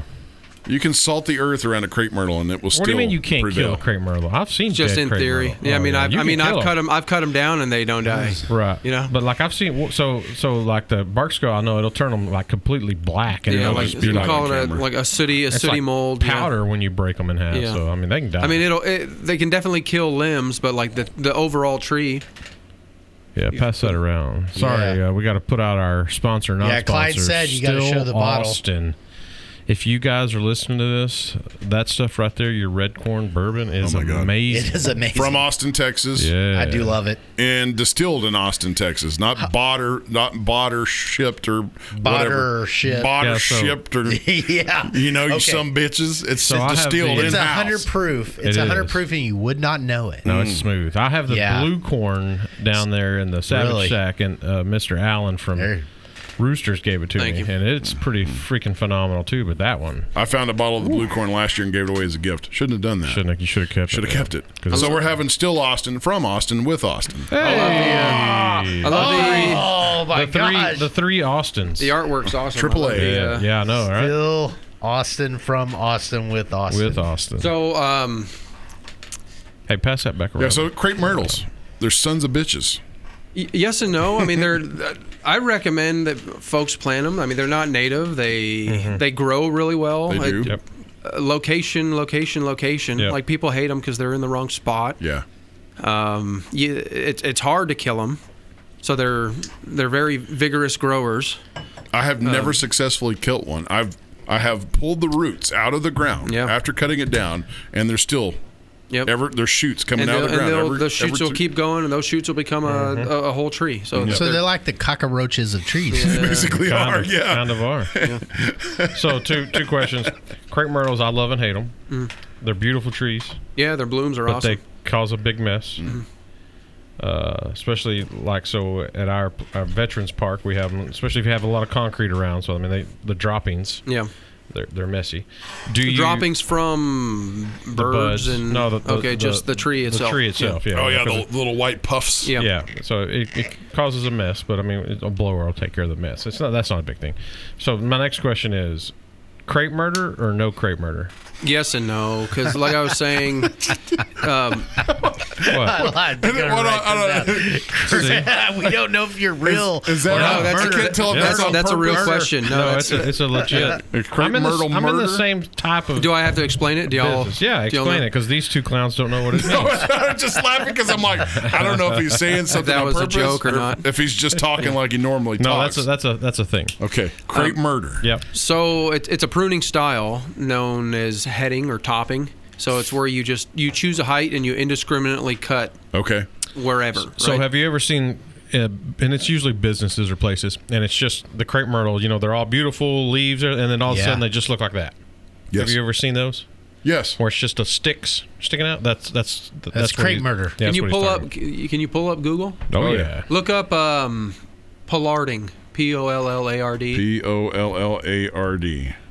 ING. Pollarding. Yeah, pollarding the verb. Pollarding in. Oh, Yeah. Okay. So pollarding is when you kind of. So topping is you would do that the first year. Mm-hmm. Pollarding would be you go back to the same spot, and instead of topping it again, you would just remove all the new growth from The that new last ones, year. So this is a pruning technique, and it's been done all over the world, and you can do it on any tree species, and most trees respond the same way. You can do that to any tree. Yeah, and it can look pretty cool, and Yeah. it's a way to like maintain the tree once a year. If you go down to that one picture, that gnarly looking one, 2, 3 to the right there. That one. Yeah. So that tree's probably super old, and it's been pollarded. God. And that tree is alive, so Yeah. it's probably been recently pollarded. So all the new growth was recently cut off, and it'll throw up new shoots, and that canopy will be that canopy for the year. And then just like a buck would shed its antlers every year, Yeah. someone comes along and they remove all the limbs, and it'll live the rest of the season like that until it regrows the next year. you know how the Japanese like used to like back in the day, like ancient times, they used to like bind People's feet? the feet of women. It's Yeah. like it strangely feels like that to me. right? Like but for wrong? trees. Like a So, just a and- weird and their a feet- taboo practice. A Well, tab- no, they're- yeah, I think right? what you're Their getting at feet is, would be like why it seems similar is because they're binding their feet to make it look a certain way, and that's what they're Right. doing with that tree. Is they're doing that. I mean, because I guess there's no really beneficial. The practicality of it is it's just easy to maintain. You let it grow, and then you remove everything. And then Right. you let it grow again. You remove everything. It Yeah. never gets overgrown, and it allows the tree to stay around. So how do you get this effect? These are crepe myrtles, Yeah. but they're trunked like a tree. You don't have a bunch of It's just shoots coming pruning. out. Just a year's worth of pruning. I mean, there might be a couple unless. Are you familiar with this tree? Like, do you know like these Yes. trees in particular? yeah. So if that's one trunk, which I mean, it almost looks like the trunks are. these there's trees are multiple. named xylem and phloem. That's funny. Nice. Yeah. I don't get it. It's No, contagious. you wouldn't. yeah. It's yeah, but see, xylem and phloem. crepe So, myrtle are is you- you are would you come saying- in here and just chop them off. Yeah, Are yeah. you saying how do you get them to grow like that? Yeah, because all the crepe myrtles at my house are all, You remove when the tree's younger. You just Okay. you choose Start two removing. stems that you Yeah. want to Okay. preserve, and you remove everything else. Okay. And then as those two stems grow larger, they'll crisscross. They'll wrap around one another. As they grow in girth, they'll grow into one another.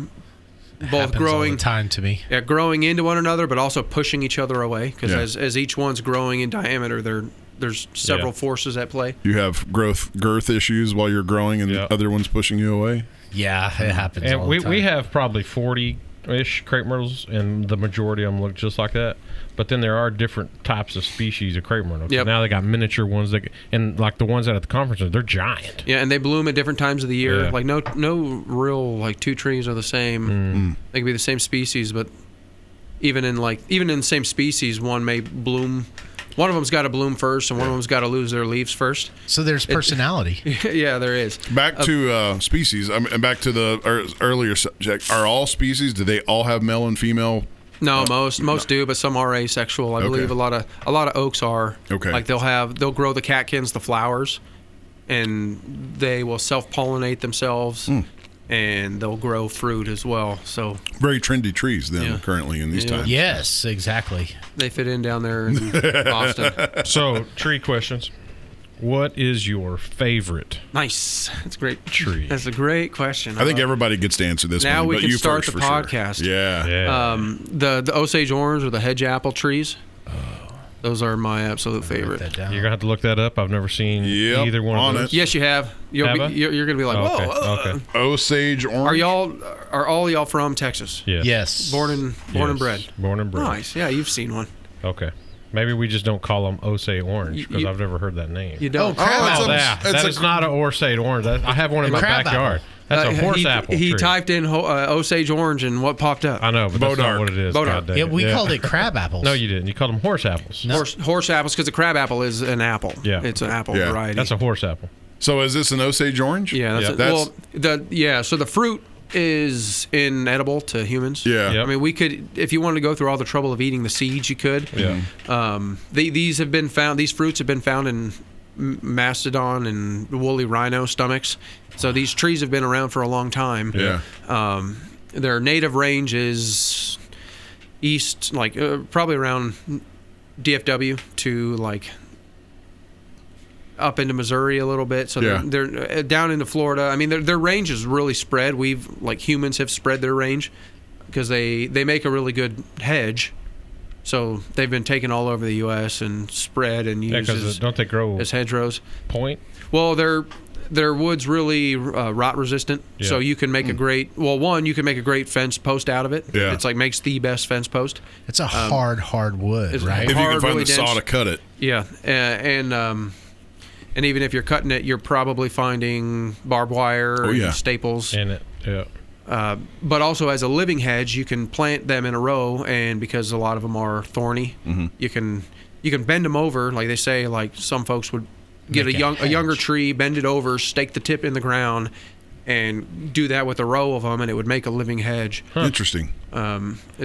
Strong enough that you don't have to add additional fencing material, and it would keep cattle in. And So why do we call these Bodark? so traditionally, a lot of indigenous use them as bows. Okay. So bow arc is kind of French slang that for. was my next question. It's kind of French slang for bow wood. Have you built one out of it? Yeah. You have? Yeah. Yeah, it's the best. Okay. Yeah, and I've got a couple with me if you guys wanted to see them. Oh yeah, should have brought them in. Yeah, you should have. Let me ask you this: why do they call them horse apples? Because horses eat them? No. Horses won't touch them. No, I don't think- I've seen cows eat them. You've seen cows eat them. Uh-huh. I don't think. Will they? Interesting. I've seen your cow in my backyard eat it. Eating them? I mean, I'm sure. Well, it wasn't your cow; it was actually your sister's. But yeah, that. It's probably some fungus on the brain. But no, I've seen it eat it. But like, I'm sure that they will, but like they're like there's not a whole lot there. They're not super appetizing. Birds will eat them because they'll Yep. get in there and they'll eat the seeds. Peck out for the seeds. And I've heard you could cut them in half and supposedly spread them around the boundary of your yard, and they keep snakes away. Oh, interesting. That's But cool. I That's don't some know. That's folklore. an I old- don't yeah, know. it is. It's old timer told me that. Then what was your other favorite? I mean, that's my first, second, and third favorite. Okay. So why do you like them so much? Yeah. Because they're like the absolute best for building bows. Okay. The wood, the characteristics of the wood just were made for building bows. Well, I need you to come It's look at because I got a big one. Yeah. And then like 3 Huge. small ones. And I'm not gonna lie to you, And they do make really pretty I hate trees. Yeah, yeah. I hate them. But A lot of folks do, yeah, because mainly because they're messy, the thorns. It's just the horse apples they drop. I gotta throw them Yeah. into his Yeah. pasture. So you say he messy, can mow it's 'em. like those limbs are just going everywhere. Like they're Yeah, so it's they a messy do, looking tree. It is. It's It not. sprouts. It's not pretty. They sprout a lot, and they're not. The wood's hard, it's strong, but they're not impervious to Jeez, breakage. that thing's huge there. Yeah. So whenever they break, they'll throw out a ton of new growth and new sprouts, and those Yeah. younger sprouts are full of thorns. So they can just get really gnarly. But that's kind of what I like about them. And it's not everyone's going to make a bow. To find Yeah. like the good qualities of a real nice straight tree, whether that's in a limb, like a limb that's big enough, or in the trunk. They want to grow all different directions. So what you're saying is, if I let you cut my tree down, you'll make me a bow out of it. I would totally build you one. Yeah. See what I did there? It's So I think we all get bows, right? There's enough wood there. Yeah, Yeah. it's pretty decent size. it's got to be like nice and straight. But Yeah. So are you a longbow or recurve? I type do of guy? I do both just because they're. I mean, I'm a huge fan of like the history of archery. So like all bows kind of have their place in my heart. Like I love like indigenous Native American archery because archery. A lot of Asiatic countries have very complex archery tackle that goes back Sure. to like as soon as we entered the Metal You're Age. talking about Yeah, so those are the Yumi bows. That Yeah. they're Japanese. They're like 8-9 feet tall. They're made out of layered bamboo. Their archery, their shooting styles are all different. It's all really cool. But like what I love is like Native American inspired archery. more indigenous, unrefined, undeveloped. Yeah, because a lot of American archery, Native American archery, they didn't have metal tools, so Yeah. a lot of their stuff that was truly born of the Stone Age. And every tribe sort of had every tribe in every corner of the U.S. had a little bit different style and flair. And a lot of their bows were short in some areas, and then in other areas the bows were outrageously long and made out of different woods. What's kind of available. So it's like geographically the bow is the design is what they had to work with in that region, which goes back to trees for me because. It's like, yeah, Because right. every wood has different characteristics. Most tree wood will make a bow, but you have to know the right design, and some of them make better bows than others. So, Where do you learn bow making? so these I mean, days? there's a wealth of knowledge in books, Wow. and then YouTube's great. But Yeah. like a lot of the history, it's all been documented in books by different authors who are just eaten up with it as well. Do you woodwork period? Or are you just into bows? just my own homemade archery tackle. I'm not Yeah. like a huge. I've got a ton of friends who are really skilled, impressive woodworkers, but I just love building bows. It's like Okay. to me it's art, cool. but it's functional. like a table. A table, yeah, is functional. You could set stuff on it, Yeah. but it's static. Yeah, Bows are very dynamic, true. so it's just my niche. So other than, I mean, arguably hunting culture is dying in ways as far as like being connected to tradition, right? It's like the typical hunter today goes out, he like sprays his like scent free spray on, then he goes out to his tree stand that he put up, in August, and then takes his Crossbow. yeah, that he bought at Cabela's or now Bass Pro Shop. To watch his feeder that is stuck. Yeah, full of but he corn. knows what deer is coming to the feeder because he's got the camera on the feeder, and then he's got like this bolt that he's preloaded, and then I'm not to knock God bless hunting, Texas, right? It's like because it's like the dude has had to sit out there for hours, like 2 hours at a time. It's still a passion. It still requires a lot of time. It's investment. Like that's Texas small property hunting. Yeah. And I'm not gonna knock it. Yeah, but in some way that's disconnected to what you're pointing to, and maybe the art of bow making, right? So I've shot a lot of recurve bow. Yeah. Okay, but and Yeah, I've seen you kill some goats. that's Some true. rams. Not very Rams. well. No, Rams. right. But I would say what I was doing on my back porch had nothing to do with. It was just playing around with a bow for like hours and hours at a time because I didn't have anything else to do. Mm-hmm. But what's the utility of bowmanship in today's world? That's what I'm asking. Mm-hmm. What's the utility of bowmanship in today's world? I'll stick to like traditional archers, which includes recurves and like modern glass bows. A lot of traditional archers emphasize being a good woodsman and having woodsmanship, which is understanding the landscape, being able to identify the trees. It's like if you are sitting up in your tree stand with your compound, like can you name how many tree species on your property can you name? Probably none. No, and I'm Maybe not oak. saying because Yeah. you shoot a compound you're like not into trees, but most traditional archers that I've met are about using their environment to get closer to an animal, because they're trying to aim for that 12-15 yard shot max. So in order to do that, you got to get closer. If you're hunting public land and you can't use your feeder, how are you going to use the environment to your advantage to get closer?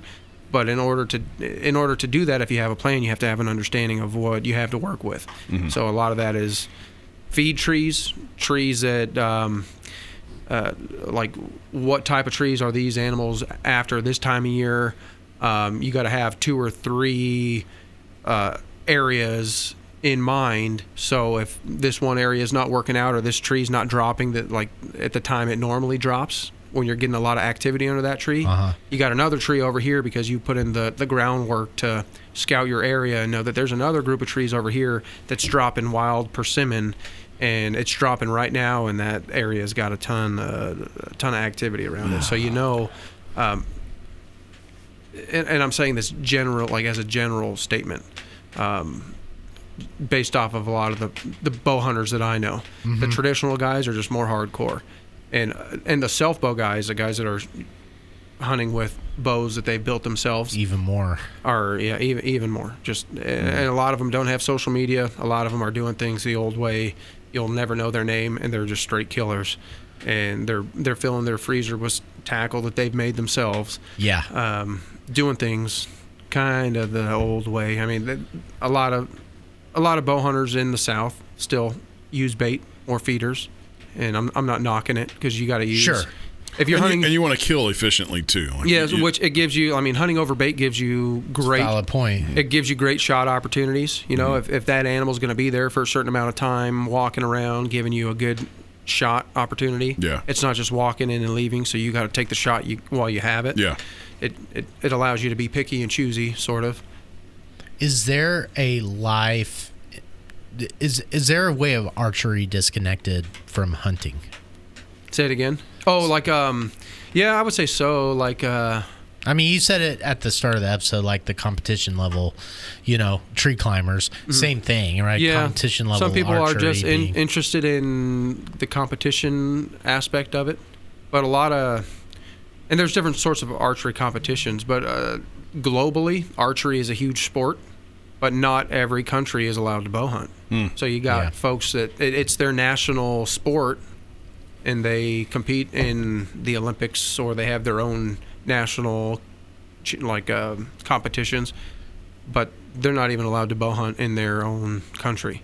Yeah. So in the U.S., it's like we have that ability. We have that. I mean, it's totally Outlet. a privilege that we're able to do it, and we can also still just be competition archers if we wanted. Because at the end of the day, just flinging arrows is a ton of fun. Like you're saying, you spend hours in your yard doing it. There's something just in like some way I can't define either. it's something primal about it. It's just a ton of fun. Because I suck. Yeah. It's right. You're like, maybe I'll hit it this time. Yeah. Yeah. And one of my favorite parts is like whenever I put a bow in someone's hand, and they're like, I haven't held one of these since I was a kid, and we start shooting. I give them a little instruction, have them shoot, and it just takes them back to childhood. Yeah. And they just have a blast, and it's fun for me watching.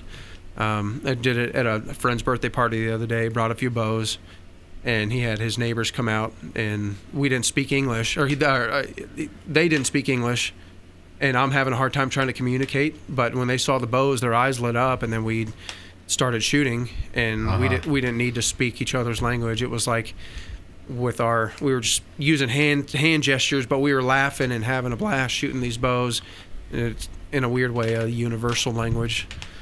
So is there some endemic quality within our human nature that that archery enthusiasm, that archery interest still occupies, that's actually very real? Yeah, maybe so, because I mean I've never like put a bow in someone's hand and they had like an adverse reaction to it.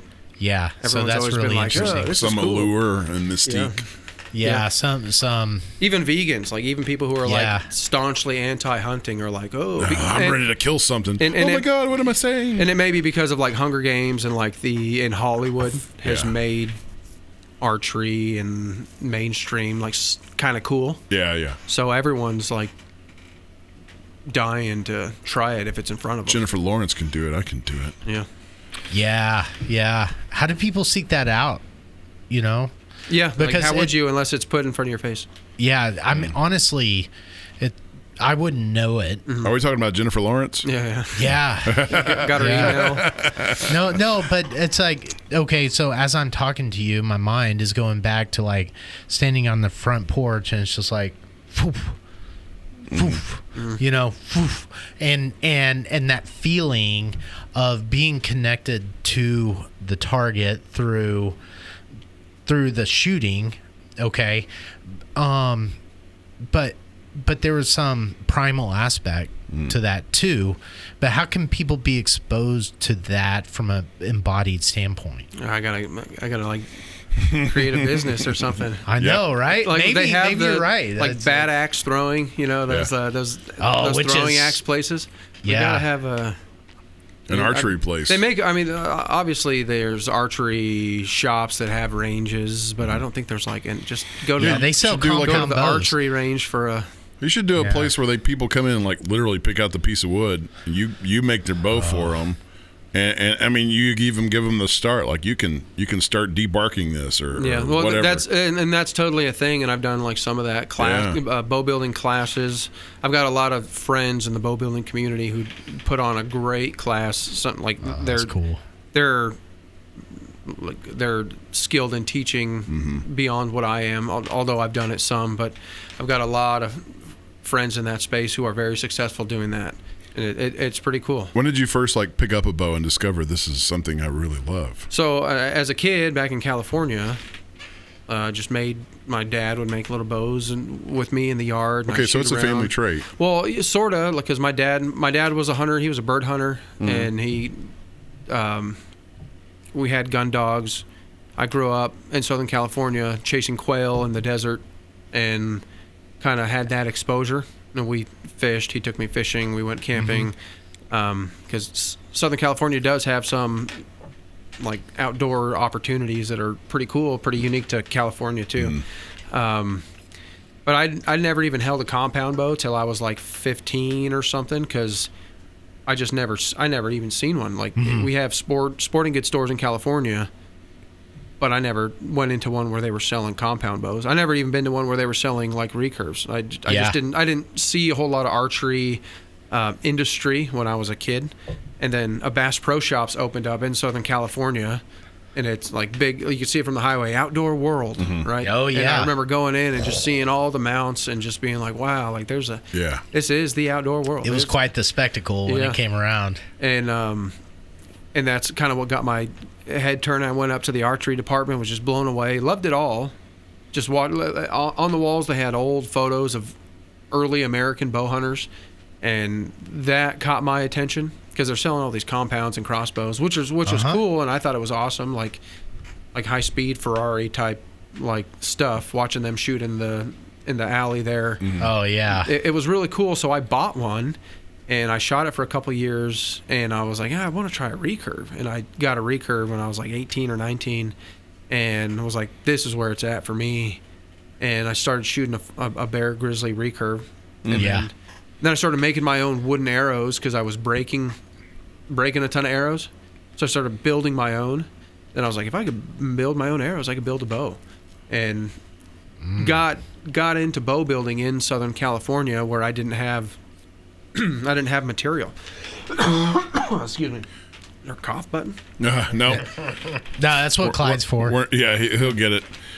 But then when my wife and I moved to Texas, I knew that the Osage orange tree was in Texas. And that's one of the first trees I noticed when we landed here. And I was like, I couldn't believe That's it. the whole reason you moved here. Like, wasn't for the Southern hospitality. I want your trees. Yeah. So we came to California originally because my wife, after college, wanted to become a midwife. And midwifery in DFW is pretty prevalent. So it's getting there. Well, if anything, I think lately it's kind of been going through some stuff. But when we moved out here initially, my wife sat under two or three different preceptors. And for the first several years of our marriage, I worked while she was going to school. And then she ended up becoming a midwife. But while she was doing that, I was just trying to do whatever I could do to make a living. So worked part-time for the city, full-time at Tree Shepherds. And in between not having kids, when I'm at home, I'm just building bows in our apartment and just destroying the place. Yeah.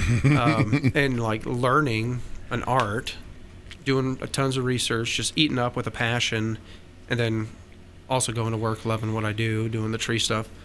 But it's been awesome. Yeah. Yeah, that's cool. That's cool. And I noticed you had up there the acorn question. Yeah, I was going to segue in when you were talking about trees dropping food, you know, for deer, like acorns. Yeah. So, and can we eat them? Absolutely. So part of like, I'm also like, I'm into bow building, but I'm also like huge into primitive skills. Okay. I love. It's connected somehow. Making fire with my hands. Like I love all that stuff. Like it's connected. And I guess in Southern California, where I grew up, we had a ton of pepper trees. I don't really remember. I don't remember being able to identify a lot of the trees that I grew up around. But when I came to Texas and I was like, I had bows on my brain. I was like, okay, what's this tree? What's this tree? And I was like, I've never seen so many trees. So I'm learning a ton about trees, learning what's edible, what's not edible, and experimenting, making acorn cookies, making acorn brownies, collecting different seeds from these and that, and finding wild dewberries. Yeah. But you can absolutely eat acorns, and they are really versatile and very unique. Okay, so why then do my parents and grandparents say these things are toxic? Don't eat them. So we were talking about trees earlier, and like communicating and them doing this and that. And trees are essentially chemical factories. They're constantly creating different chemicals, and that's how they get anything done, is like with a chemical. If they're trying to and absorbing, and oaks in particular are full of tannic acids. and that's partly probably as a defense mechanism. Everything in an oak is very bitter. Very bitter. Yeah. And if you look at any of your post oaks, you may or red oaks do it really bad. If you see any sort of staining on the tree, it's likely an area where water has mixed with the bark and there's tannic acid that the tree is like. Sometimes they'll flood a hole that's been made by an insect with liquid, and that liquid is real dark and nasty looking. So it's a defense mechanism. It's kind of like a bruise. So it's not acid in the sense that it's going to burn a hole through something, but it's just very bitter. Okay. It's very bitter. So in order to eat the acorn, because acorns aren't an exception, they're full of those tannic acids too. You got to shell, get rid of the hull, the nut in the center. You got to leach out the tannins. So traditionally, indigenous people would use a mortar, either a mortar and pestle, grind them up into different size grains depending on what they were making. And they'd put them in a bag or a pot, leach all the tannins out in fresh water. I've heard stories of like them making like a net bag out of bark or cordage or something, and loading it with acorns, letting it sit in a creek and rinse all the tannins out, and then tasting the essentially the acorn meal, the bitterness of it. And if it's like, all right, not as bitter, if it's palatable, they would take it and do something with it. So it's flour or cornmeal at that point. Exactly. Meal. Yeah. Or you can make acorn coffee. You can after you leach all the tannins, as much tannins out as you can in like little nib size pieces. Yeah. Roast them in the oven and grind them and do a pour over. What are the big?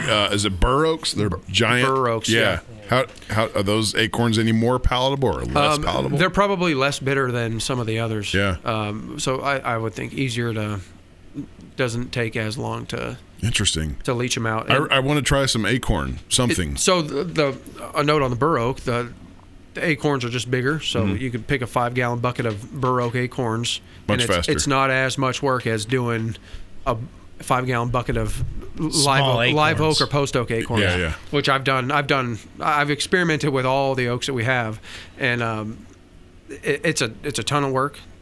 But I mean, I've got kids. It's fun to shell a bunch of acorns with kids, and at the end, you get to enjoy something like an acorn cookie. That's like, I mean, you're adding sugar and you're and whatever spicing raisins or whatever, but like it's uniquely acorn. It's very different. It's like got this weird chocolatey nutty taste that's unlike anything else, and everything acorn tastes that way. So like even the acorn coffee, it's like it tastes like acorn. That's interesting. So we're back on trees now, and I asked you what your favorite tree was, but what is your least favorite tree and why? So I'm just very partial to native trees. So I don't know that I have a least favorite tree. I just don't like a lot of introduced species. Well, like for me, it's Bradford pears. So Bradford pear, and I tell people that they're horrible, and they are horrible. Yes. And they're a horrible investment. But they look pretty. But they smell awful. Their one redeeming factor is they look sort of pretty in the spring, but they smell like something that and that resembles chlorine. So these are the big, like they grow very vertical and they bloom in like brilliant white blossoms, right? They're ornamental pears, and they get very large. If you run by them too fast, the wind from your running by them will break the limbs off. Wow. Okay, so I'm getting images of like, people who compete in beauty pageants. Like you just don't want to. We talked. Y'all talked about this. Who brought it up? Brad Outland. It's cheating. Ben Outland. Or it's the only. It was me. The only sport where you allow cheating. Yeah. That got to me. Yeah. Like, I'm never letting my kids in a pageant. Heck no. Oh yeah, so these are all over the freaking place. Yeah. Oh yeah. They're beautiful. They are beautiful. I'm gonna give them that. They are beautiful trees, but I don't recall them smelling. Oh, they smell terrible. Oh yeah. Now Well, and so because now, you've probably smelt it and you've been like, what on God's green earth could that be? Know that was and then you look it at that beautiful tree and you're just like, hey, that's such a gorgeous tree. Don't even. Yeah. Can't be that. That's probably true. Now look up Cleveland pear. Cleveland steamer. No. Don't ever look up that. Not the Safe Bradford, search but on. the Cleveland pear. Because what is that? Is that a cousin to it? I guess. God, what happened? I had a stroke in the middle of that. But it's the better option in my pick. Yeah, if he you're still gonna, had a stroke. But they're not much different. they're not much different. But they don't. I think the only difference They actually don't make stink as bad. I believe their fruit is actually edible on a Cleveland. Like it actually produces a. Put you an L in But Cleveland. I think there. the Clevelands, they don't stink as bad. I think. I don't know actually. So it looks the same, similar. Yeah, it is. It's like a cousin to it or something. But they don't do the white thing. yeah, they do. Yeah, they do. Pictures of it. Oh, right there. okay. White flowers. Yeah, Whoa. What did you say? they don't do the white thing. flowers. White White flowers? White powers? No, Is that what you said? White powers. Yeah. Sorry. That's South Lake. And That's- canceled yet again. Yeah, that's South Lake coming out of I here. didn't even have to say white power. Yeah. It just That's that South Lake for You're you. a little too close there, bro. You're Yeah. skirting the edge. Clyde said, "Watch it." All right, so y'all hate the ornamental pear trees. Yeah, I don't like them. Just any pear. I mean, they're fast growing and they're fast dying. The wood's very weak, and I mean it's pretty dense stuff. It's heavy. It's hard wood. It burns good. Yeah. Which is like its only use. It makes a decent firewood. Can I give You give can. my I mean, if you want to Yes. they'll probably stand in front of you and let you. Hold your Cleveland pears. Hold your pears. the freaking locust tree? The yellow locust. I don't know, the one that grows thorns Yeah. that will kill you. Yep. That's your favorite. No, those are not my favorite. They are my mortal enemy. You could What? murder them. Are those native? They're native. They're not invasive. They're a food source for wildlife. The pods on them are, and you can do something with them as well if you grind the pods up into like a powder. Yep, that'll never happen because You I'm can not. use it as a sweetener. Yeah. It's I can't remember the name of my Who favorite on tree. earth saw that tree and thought, I think I might try to eat something from it. Okay, so these pictures aren't doing justice. Those thorns for are awful, thorns. though. yeah, I know. Right there Yeah. on the trunk even. Down there? Yeah, the ones on the trunk, those are what I'm. Look at that. There we go. No Who thanks. in the hell thought I'm going to approach this tree, remove something from it, and eat it? The same person that went diving into the sea and seen what are those things called that looks just like that? They're black. Oh, the sea anemone. Yeah. And Yeah. said, I'm going to crack that open and eat the goo inside of it. It had to have been the same dude. Same dude, yeah. Same dude. Because somebody. Well, that sounds more like I would the look same shit. without any knowledge. I would look at that tree and go, "Oh, that is a Straight spawn from the devil. straight from hell." Yeah, not going to touch it. It's a quandary for me because as an arborist, if I'm asked to do something to that tree, I'm really in a pickle because it's like Cut it down. that's kind of my recommendation is like we really can't work on this tree. Like, Yeah. how are we going to climb it? Yeah. So it has to be Cat It has to D8 be bulldozer. exactly. And then even then, it's like even if we buck that into like manageable lengths, how are we getting it out of You there can't. without a skid steer? Yeah. So those will kill pecans or oaks, won't they? Because I've known they grow under the canopies of pecans for sure. I've cleared a lot of them out that will happily grow all around the trunk of a pecan tree. I don't know. I mean, trees are all competing for dominance, and the ones that are the tallest are going to be doing the best. So I don't know that it would kill it. I mean, it could cause issues, but the dominant tree is going to be Ye who shall keeping have the that height. other tree At kinda- bay. Yeah. So it's a length issue, not a girth thing. Then. yeah. Yes. Okay. Always. I did. This is backing up a little bit, but I was curious how you shell an acorn. I guess you could do that. Contain a lot of tannic acid. or Hey, tannins. checks So out. If you eat one, it's going to be very bitter. Wow, that's bad. We got to go try You have acorns to get now. that tannic acid out of the acorn. To do that, you have to leach the tannins out of the acorn with water. Okay, I just wanted to see the shelling part. So how do you shell them? So, and I'll give you my how I process them all. So, I let them dry out some first in a bucket, and then they'll get to a point where the acorn is almost loose from the nut. I'll put it in a little like a recessed hole, something like this, that I'll drill out into a 2x4, and take a little hammer and give it a little pop. Yeah. And that pop separate, just like you're cracking an egg, separates the hole, and then I just pop them out. And then you have the nut. The nut and it's two halves So it's like a together, like an avocado seed or Yeah, something. It's or- two halves together, So that way you cashew keep the whole or peanut. It's just keep the whole thing together, and then Can you not use the old pecan cracker? I suppose you can. Would that but not then do you're the still, same thing as your pop? I mean, it may. I just haven't tried it. Right, okay. Yeah. that's really On the interesting, subject, what is your favorite tree? That's what I said. I can't remember. I planted 4 of them at the skate park. It's a Texas native. It's not a big tree though. Whatever happened to red sycamores? buds? Red bud. That is Yeah. a Boston Red red buds are bud? awesome. Yeah, those are pretty. Texas red bud. Yeah. But What about sycamore trees? Those- Sycamores are awesome. They're native to America. so the ones that I've dealt with seems like they grow and they get real mature and then they just fucking die. Yeah. They have a short lifespan?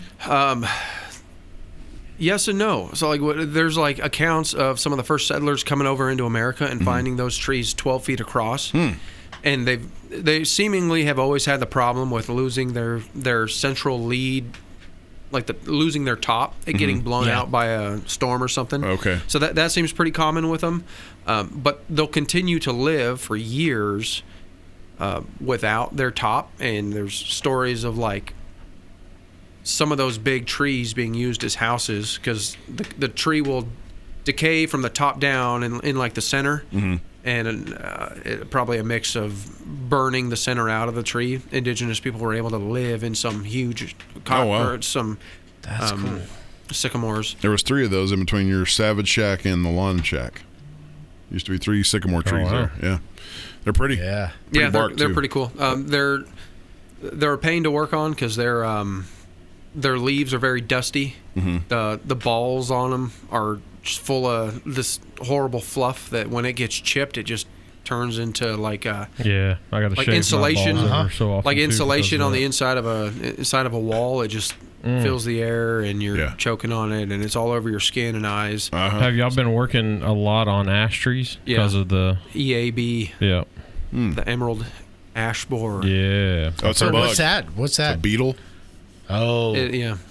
It's kind of and it's all from what did they say it originated like Guatemala or something? Yeah, I think We somewhere have in ash Asia. trees? Yeah, we have a native We ash. had a ton of them, Texas, like we got a Texas green ash. but it's like flowing through. but this beetle just is like a pestilence. yeah, but the it's best just thing you do is cut it down and burn it. decimating. Wow. Because what happens if you don't? The tree dies. You're gonna have to cut it down and burn it anyway. Well, and it just spreads. and it's gonna spread the. Oh Yeah. yeah. Okay, yeah. Some of those I wonder if I mistake for elm around here. Maybe so. They kind of they do look similar. Okay. But you'll notice so like on that leaf on that ash, see how you got leaves coming out opposite of one another. Yes. An elm would be different. It'd be the leaves would be staggered. Yeah. Okay. Okay, that's interesting. I think my very favorite is a maple, but they do not do well No, they're around not here.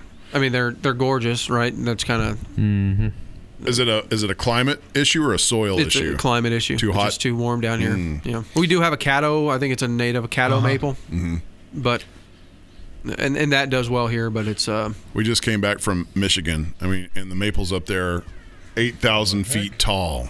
You know, that's Hey, my what's that's my up? wife and kid. Hi, babe. Hi, baby. Come here. oh, how sweet. Hi, sweetie. Did you go swimming? Yeah. All right, sweet. Yeah, I feel you're all wet too, huh? You didn't pee-pee on yourself, did you? Is that swimming? Yeah. No, okay. It's okay. So I wanted to ask about one more for my wife, who's loves magnolias. She just loves magnolias. Yeah, my wife too. I don't know why. She loves them. It's a pretty tree. Yeah. Yeah, but they don't. They don't do well here, right? No, they do. They the one by Chicken really? Express did great until Yeah. they cut it down. I don't even remember so there they being one in actually town. do well here. Yeah, they do great. Oh yeah, oh yeah. You're not helping my cause. Yeah, well, Why are they so expensive? That's mine. I'll giving you an opportunity to. You can go home and tell your wife, "Hey, you were right about. I was Yeah. wrong." Yeah. Did they- Okay. But Okay. So you are an helping my expensive tree, cause. though. They're expensive, They're like expensive. at a nursery. Yeah, Yeah, probably so. yeah, they are. And there's several different varieties. Yeah. But the southern magnolia does great, and they get huge. Yeah, they they can be very big. So do they? I've seen them. Do they bear these big white blossoms Yeah. most of the time, or is Yeah, it? no. During the blooming season, Yeah. and then they produce a strange looking cone. This thing right here? No, No, No, it's actually almost like it's almost like a pine cone. yeah, it looks more like a pine cone. It's like a long. Yeah, and let's the see it. wood is weird. The wood's like real soft. The leaves are it's a strange tree. There's not a lot of trees like a magnolia. It's see that weird this is it? cone, Big Okay. old waxy leaves. strange Yeah. red seeds. Kind of looks like a. Yeah. Yeah, it's weird looking. It looks like a durian fruit almost. But speaking of when you were talking about horseapple trees being a hedge, those look real good when you make a wall. Yeah, of them. kind of like a holly, like Yeah. a holly hedge Yeah. or something. Magnolia. Yeah. Yeah. They are Okay. very pretty. So, one thing I'm struggling against is this idea that trees outlive us by orders of magnitude, right? So what should we hope to do as, in our relationship with trees? Does that make sense? No idea what you just said. Okay. I'm glad I'm trying to decipher. I bought a house. I have a little tree in the front yard. That I would say that's my current relationship with trees, right? Oh, yeah, it's like hopefully that tree's going to be there when you're gone. Right, but how could I kind of purvey my relationship with trees? Because really, trees will outlive us. Yeah, they stand to be a family symbol. If There's we make it so. there's probably some way in like a selling contract or something you can include information about the tree. And if you plant the tree and you begin to take care of it, and you get especially through an arborist, and you get an arborist to establish care on a certain tree, part of that care should be pruning. And as long as you're pruning a tree properly for like the longevity of that tree, like the health long term, it's going to be apparent and noticeable in the tree's structure. And if that company may or may not have record of your tree, it's something you can recommend you pass to the next buyer, or Gotcha. yeah, like in a way you could document just everything that you've done, but also it would be evident to any actual arborist that takes a look. Gotcha. Okay, so tell me about small trees. So young trees are like a small variety. Yeah. But in Japan they have these. Oh, the bonsais. Yeah, and they say they say you can bonsai any tree. You're Really? essentially so akin to pollarding. I mean, that tree could be very, very old, but there's not a whole lot of mass there. It's not that big. Like if they never pollarded it, that tree could be huge. Yeah, like just imagine the canopy. That's an old tree right there. Yeah. So, and that the same concept with bonsai is you're pruning the tree at a young age, and you're removing its foliage at certain times or certain points, and it's constantly regenerating, but you're controlling essentially the girth of that trunk growing. Yeah. Like the ratio of the girth versus the length of it growing. Right. So you can always have it retain a little bit of canopy. But as long as you're cutting it back, it's not going to get. So you're guiding it. Yeah. You're limiting, and by limiting, guiding its life force. Yeah. You're taking its choice. Wow. What a human thing to do. Can you, how well can you identify something by its grain? Like, what is this table made out of? By its grain. Yeah. I mean, a lot of this is oak. Like this board here is oak for sure. I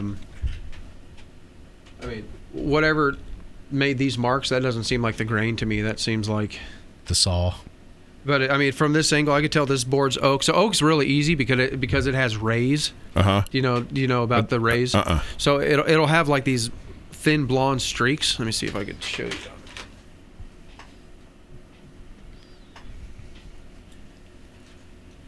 I think I got all the end grain on my side. Okay.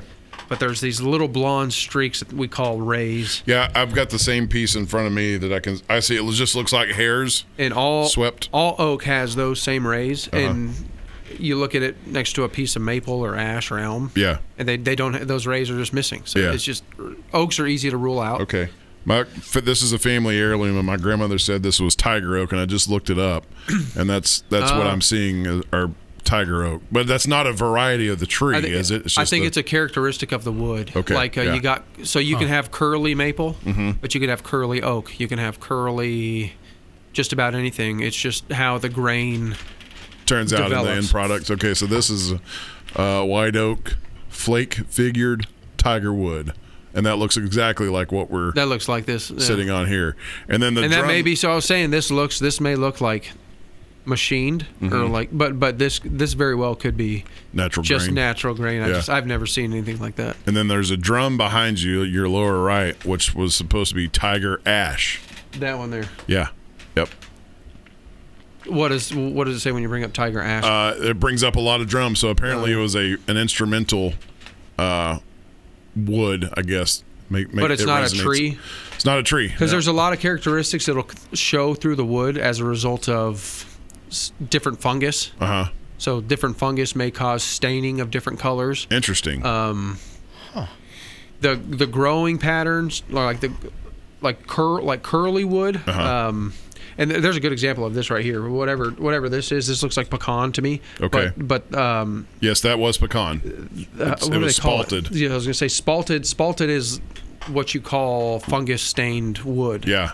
You're catching it in like the early stages before it just completely rots into oblivion. Yeah, and you will have like I don't know if that's spalting or if this is like a worm. A worm groove. Yeah, but you just get all that kind of character. Mm-hmm. And it's highly desirable, evidently. Yeah, as long as it's not falling apart. But even if it's falling apart, folks will adhere it together with epoxy and fill in voids and stuff. So the woodwork in itself is. I have no clue how old this table is. I know it's over 100 years old, so if my ancestors knew what we were doing on it here, they'd probably be like, put some plastic on that. Cover I know, it up. right? Yeah. But the clawfoot, like I don't know what you call the feet. Yeah, that's what I call them, claw feet. Yeah. But it's that's really telling of like the era. Yeah. Then you got Doc over here spilling this whiskey and beer and true. tobacco on it. Hey, you know what? It's lasted this long. It's going to last even longer. And it's oak, right? Yeah. I know. Tree trauma. Did we talk about that? Yeah, we kind of did. Yeah. Yeah. Like do trees experience trauma? Yeah. Yeah. We did because we asked if they could, scream. Feel pain. So maybe on a level we I'll just say don't this, understand. They can experience like physical trauma, like say a car runs into the tree, right? And that could damage that. We would call it like an abiotic stress because it's not biologic. It's not a living organism. It's not a pesticide. Yeah. Yeah. So that could damage that side of the tree, and how the tree responds to the damage or the trauma is it compartmentalizes, much like men. It's like we do. It will literally grow around the damaged area from two different directions, and eventually when it completes and both sides of that wood, I guess, come together. Yeah. When you cut that tree down or you take a cross section of that growth is very characteristic. We call it a ram's horn. Yeah. So you'll see how the old decay in the inside and how the wood has grown around it, and it makes a cool. So they make cool coffee tables and stuff. Just that cut. Yeah, because it's decorative. Capturing the rams. So what is the burl? I want to riff on that. Yeah. Oh, don't worry. I didn't have anything to ask. I know. Remember burrow. No, not burrow. Burl. Burl. Like burl eyes. Remember burl. Okay. But think of the symbol of the heart. It's kind of. Can you draw that on it's camera? A circle. No. Everybody knows what a heart looks like. Circle.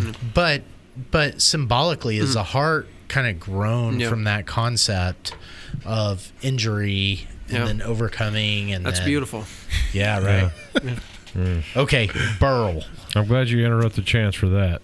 No, I remembered where he was. The tree looked like a heart. No, it's like so. This is like tree trauma, but fucking hippies. Yeah. We're moving past. Like I introduce a traumatic experience, and then we're moving past that to fully encapsulate. I'm pretty sure healing. this. I'm pretty sure. Like, put me on camera. I'm pretty sure this heart design was like made by Russell Stover. Or a 4-year-old. Yeah. Burrow. Okay. I have other theories, but they're a little X-rated. I'll say one more thing. Trees don't actually heal. They seal. So anywhere where they're damaged, it'd be like Name. That seems like a rather profound statement. Trees don't heal, they seal. So I'm just gonna have to write that down. If we did it if we recover the way trees did, like if I got a laceration to my forearm from that chainsaw, that laceration would always be there. I would just grow a new layer. It would never reattach and heal like it has here. Yeah. I would just grow like skin over the top of it, but that damaged tissue would always be inside my arm. Is that true with humans? How do you mean? No. It's like, do humans heal? You're the doctor. Or do they just seal and we confuse it with healing? No, I mean when the tissue I think comes back together. No, it definitely heals, because if it wouldn't, it'd sit there and rot like a spider bite or something. But think about, so that trauma isn't just to tissue. The trauma exists throughout us. It's like, okay, so you had to run in with a chainsaw. It wasn't just a trauma to skin. It was a traumatic experience, right? Yeah, it totally was. Yeah. So how did I overcome that? Yeah. Did you fully heal from that, or did By you not just being a seal it? puss. Pretty soon after, yeah. I'm waiting on a savage answer like that. Okay, but No, well, honestly, the fact, I mean, you bringing it up, it is kind of funny because immediately. Do you need therapy for your chainsaw incident? Yeah, call this number. Immediately after it happened, I realized that like nothing was like squirting out of me. right. So I was like, I was like feeling a little faint, but I was like, I dodged a bullet there. And the guy that was with me was like, oh man, that doesn't look so good. We got to call an ambulance. And I was like, no, I'm good. I was like, we're almost done with this job. Let's get this job done, and then we'll go to a care now. And I like wrapped it up with a rag. And the homeowner saw it happen, and he came out and he was like, he grabbed me by the shirt collar and he was like, oh, you're done for the day. And he's like, you're gonna sit here and you're gonna wait for the ambulance. And I was like, no, like we can get this done. Like I was like, I'm sorry, I shouldn't have done that. Like we're almost out of here. And the old man was like, he was like looking out for me. Yeah. And I guess just the adrenaline was going, and it felt like fire on my arm. It like burned. It was painful, but when I realized it wasn't that bad, the adrenaline was running enough that I was like, no, like we can get this done. And then my boss ended up showing up. He picked me up, took me to an urgent care, and then my wife showed up because she hurt. Like I called her, I was like, hey, I got cut by a chainsaw, and she's thinking I'm dying. Yeah. So she shows up, and as soon as like her and I had a moment together, I actually started crying, and I was apologetic. I was like, I'm so sorry I did this. I don't know what I was thinking. It started sinking in how traumatic it could have been. Yeah, I was like, you're Like your livelihood. I don't want you to have a husband with one arm. Yeah. You deserve more than that. You start knocking it out, but you can see how wounds go deeper than surface level. Oh, for sure. And even like all the doctors at the care now, they had to send me to they had to send me to Denton, I think Presbyterian maybe, right? Because they couldn't do anything about how bad that was, and they had it's like all touching the staff, the tendon. Yeah, all the staff from that care now came in the room because they were all like, "We want to see a chainsaw wound." I know, right? And they were like, "Yeah, sorry, we can't do anything about it." Are you traumatized over this?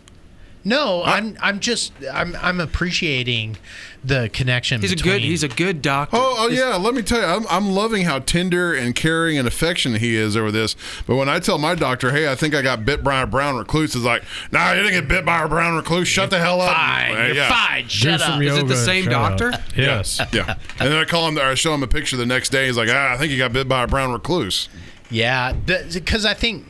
I was traumatic. I was traumatized. Where's the care? No, okay. Could have killed me. There you get into a deep aspect of God. okay, nature of trauma. Do you work yourself into a traumatic experience, or do you have a traumatic experience that like the trauma shows in how we respond to the traumatic experience? Because whenever we actually have a traumatic experience, we're trying to bullshit our way out of the traumatic experience, like you did with, versus the brown recluse. Like a spot shows up and you're like, oh fuck, I think it's a brown recluse, and then as time goes on, you're just like, fuck. Like that fuck gets bigger and bigger as time goes on. So you're talking yourself into more trauma, but really, when traumatic experience happens, it's immediately affecting, and then we heal. But honestly, I think you said it. It's like we seal off some cognitive, emotional aspect of that trauma, and totally stays Like with they us. Compartmentalize, like they say. Yeah. Men's brains in particular are like waffles with all the little squares. That's true. And a woman's brain's That's like true. a plate of spaghetti. Waffles sound good. Just right nothing. now. Yeah. Yeah, we just need a little syrup, a little sweet tenderness, a little syrup on Yeah. there. I was gonna say, like on any Nat Geo thing where you get an animal chase Yeah. and that animal gets away and they keep that camera on that animal, what that animal does, do you know? The animals will shiver Oh yeah, and they can't help but like they'll do it several times and just getting over it. Yeah. Like, have you ever gotten that's like their relief. Or, yeah, you ever gotten like the chills, or like if you almost stepped on a spider, like stepped through a yeah. spider Oh, yeah, web, yeah, and yeah. you got to do the yeah. Same thing with an animal. releasing the trauma. Oh man. You get into a circle and all. That's what I say. We're going to need some Kool-Aid here in a minute. Okay, you sir said burl.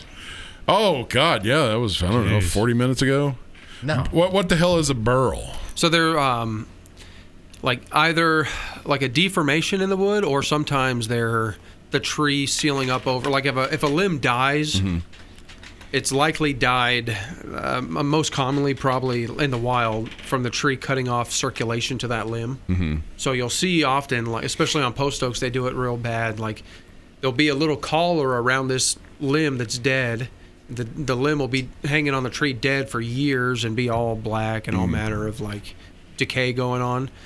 But this collar forms around, and eventually as that grows, it chokes out that limb and that limb falls off. And then okay. it'll grow around, and then you'll have this knob protruding from the side of the tree that has curly burl grain. If you cut that off, like it looks kind of like a handhold at a rock climbing gym, right? Yeah.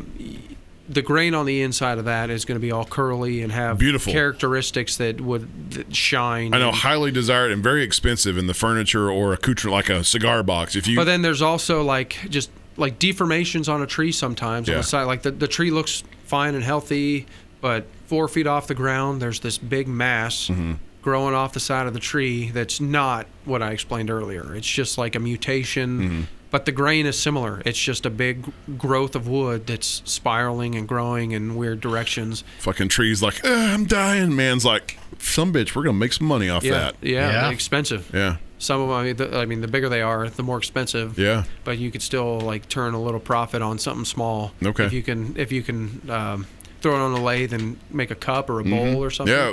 The pipe that you made me is like Yes. burled briar. Yeah. Say that 5 times fast. Yeah, can't. briarwood or something is a common pipe wood. Rosewood. What was the wood that he made you? Your Oh, pipe? yeah. I think it was that. Oh, that's right. He never made one. Yeah, I Those- know. I got out of pipe making. Those Somebody stole my lathe. that set of drums to your left is rosewood, so it's babinga. Is that right? African rosewood is babinga. Shit, I don't I'm a know. domestic guy. Oh, okay. We need Ruben here for that. Yep. We need our Chadjian. Sounds right. The drum is That's not But it wood. looks like yellow and shiny. Yeah, it's Well, metal. that's Orange paint. and shiny. That's called paint. That's, Oh, okay. let's, so it's just the Lacquer. characteristics of the wood make That's for not a good actual drum wood. body. no, it's real. The wood material underneath. Yeah, is wood. Under the red. Yeah, under the Oh, red okay, is layers. Like the snares. Yeah, is layers upon layers, multiple. What see. do they call it? Veneers or whatever. Yeah, and they put 7 or 8 plywood. together. Yeah. Glue them together, it is rosewood. That's interesting. Or at least that's what they told So you. very, very dense. But a burl would not make a good bow. No, because you got to have, well, yes and no. If you got a burl big enough that you can cut straight dimensional slab lumber out of, you can make a recurve bow that's backed with fiberglass. So you would cut those veneer strips out of it and laminate modern material to it. So you're gonna make you a burled bow. If you got a nice burl. Yeah. Yeah. But if you were out in the wild, like prehistorically, No, you're you just looking would find for- the longest, straightest branch Yep. and be like, this is the bow. Okay. Such a good word for a Southerner. Like, could you imagine being a Yankee and saying like you can't say burl in a Yankee bow. Bow. Bow. Yeah, I can't. It's just like you automatically sound Southern. I'm gonna get my burl bow and Yeah. shoot my burled target. Burl. Burl Ives. Yeah. You know who Burl Ives is? No. That's not my name is Burl. My name is Burl. Burl Ives was the snowman's voice on the Rudolph How do you know this? I have a lot of free time. How the fuck do you know that? And he was a famous singer back then too. Okay. Yeah, but in the Rudolph the Red-Nosed My name's Reindeer cartoon, Burl. Burl Ives. Burl. Oh, okay. That's a good name. Plant names are like all the rave right now. You Are got they? Like Okay. like sage, ceder. Oh, Like yeah, right. like Ash. nature names. Yeah. River.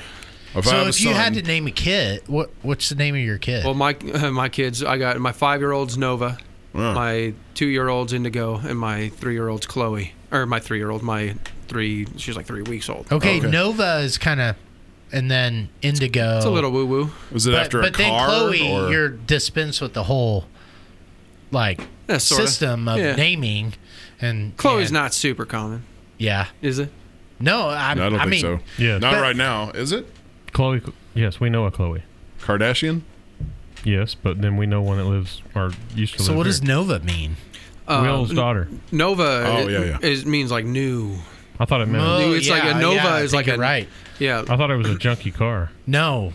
It is. No, but whenever they came out with the car, it was something new, so they named it Nova. Nova. It wasn't junky at the time of coming out. It's been junky ever of since. Design. No, Chevy Nova was not good. No. What? Whenever they created the Chevy Nova, it was like the next big thing. That was before me, so I didn't name her after the car. What's wrong with the Chevy Nova? Man. If somebody gave you one, you would drive it. No, I get what you're saying. Like, Nova is new. Indigo. Why Indigo? Because it's blue. It's just a cool. It's just not common. Okay. Yeah. Okay. I got you. And okay. Well, all right. Yep. On that note. Yeah, my wife said, "Could we name her Chloe with a K?" And I said, like Khloe Kardashian. And she was like, "Oh yeah." No, see, you know even more than me. I didn't know that's how Khloe Kardashian. Oh God, what's her middle name? I don't know. Maybe it's not with a K, but I just affiliate. Well, because their last name's definitely. If we ever have a son, it is Chloe with a K. If we ever have a son, I'll name him Burl. Burl Overton. Unless I beat you to it. Oh yeah. Are y'all currently working on a fourth? No, we're still postpartum. We're not working on anything. Okay. I mean, how personal you want to get? I'm working on it, but she's not led me. She's not led me in anywhere. Yeah. Okay. Yep. So what do you want to be when you grow up? It's a good question. When do we grow up? But we're not done having kids. We're like, okay. I mean, it's like it is some of the most. How many of y'all have kids? I know Heath's got kids. I got one. Yeah, you have 2 kids. Yeah. You have 1 kid? That's your only child? That was her. Yeah. Wow. Couldn't tell it. Yeah. Comes in here and interrupted the podcast. I couldn't. This is my dad. Screw y'all. I couldn't tell that was your only kid. I figured. You thought he was a grandpa by now? Yeah, maybe so. But I know. 2 in 1 week. Yeah. Time for some liposuction, some hair dye, some testosterone. Yeah. Screw it. Oh, Jesus. I'll bookend it with you're doing pretty good. I'm not feeling so friendly anymore. Right. I think it's time to wrap it It's up. time to get Aura just less professional. Yes. My wife told me she told me to keep it professional. Oh, we did. And I said I don't know if This may be our most professional yet. yeah. I want to talk about midwives, but maybe I should do it with your wife. I am a mid-husband. I've been through. I was her study partner. I watched so many videos of good deliveries, bad deliveries. It's fascinating. It is fascinating. If I was a woman, what do I want to be when I grow up? I wish I could be a midwife. Yeah. But okay. But I also can. I also think men should stay out of that space altogether. Well, you can be you can be a woman and a midwife in these days. Me too. Men shouldn't do what women naturally do better. No, I think we should bring back which is very few. But I want to bring back the dudes are outside smoking cigars while the chicks are in there taking care of the kid crap. Yeah, just we do not belong in there. We don't need to change diapers. Well, true, but I'm in at birth. Yeah, like we don't belong in there. You don't belong in there cutting the cord? I don't need to be in there cutting cords and you're talking some degree of truth holding her hand at the same time. It's some truth that could get us canceled. So I'm having a hard time. Parsing. I partially agree with you because I think it is like a very female space. Yeah. But also as like the husband, I think you should be there supporting your wife. From afar. I'm supporting from afar. Yeah, but I've been there from I've been literally elbows deep with all three of them. Yeah. And it's been awesome. I wouldn't miss it. Like, I would not stand outside the room now. But and maybe you would sign up for it in one degree. It's like tree climbing. You know, it's like in one degree there's some thrill there, but then in another it's like fully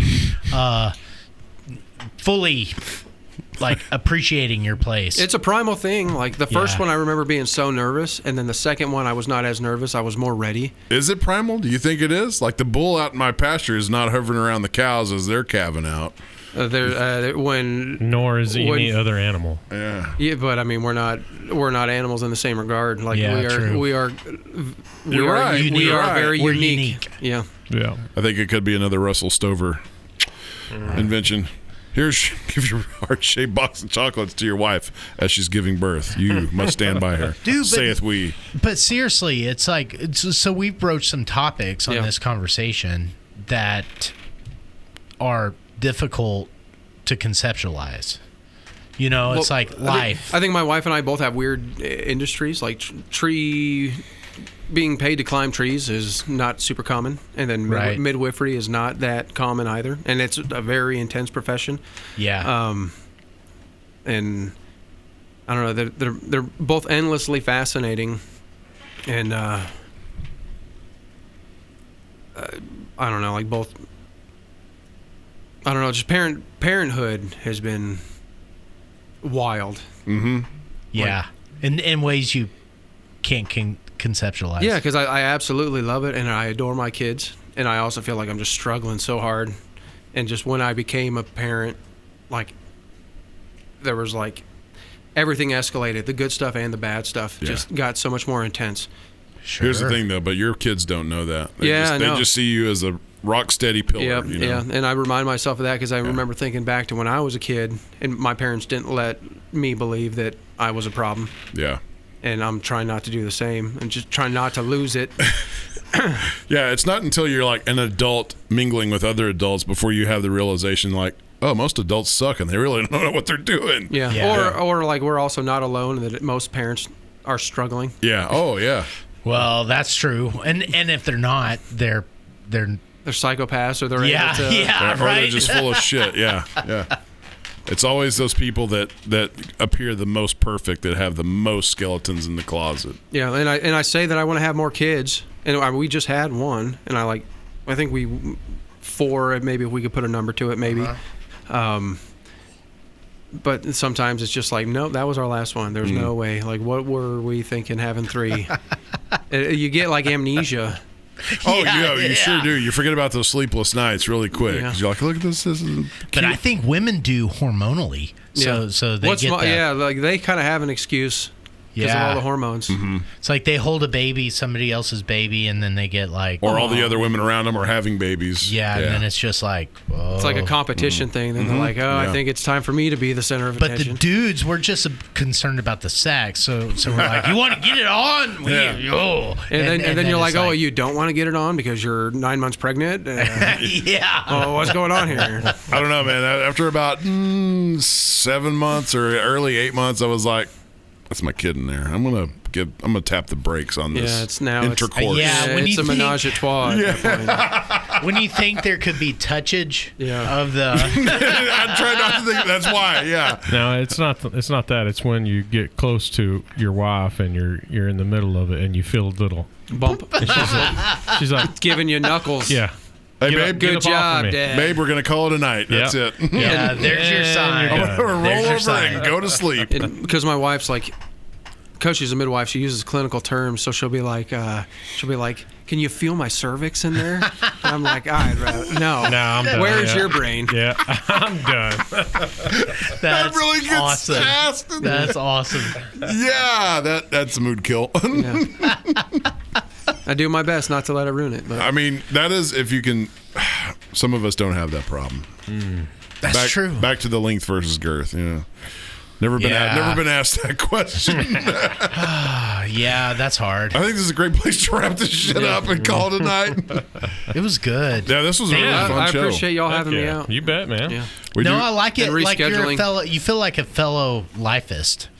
You know? How's that? What's a lifeist? you just I don't know. Somebody who you're conscientious of being here and in the moment. And No, it's like somebody who makes their like trade about life. Yeah, I get it. Yeah. You know, it's like, and a midwife would maybe be considered in the same It's vein. a very So, relational thing, and Yeah. trees are too in a way. Like I'm not just like trying to put in my time and get my check. It's what I do. It's cultivation, right? Yeah, Yeah, I got you. unless you're a Bradford pear, yeah, Yeah, then Fuck screw you. exactly. die.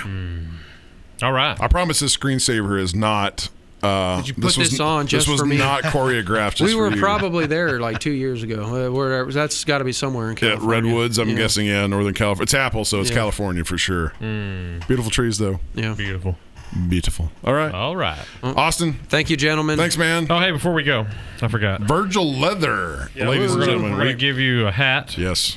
From Virgil Leather. VirgilLeather.com for all your leather and merchandise needs. We're going to give you a keychain. I did not Sweet. rehearse that.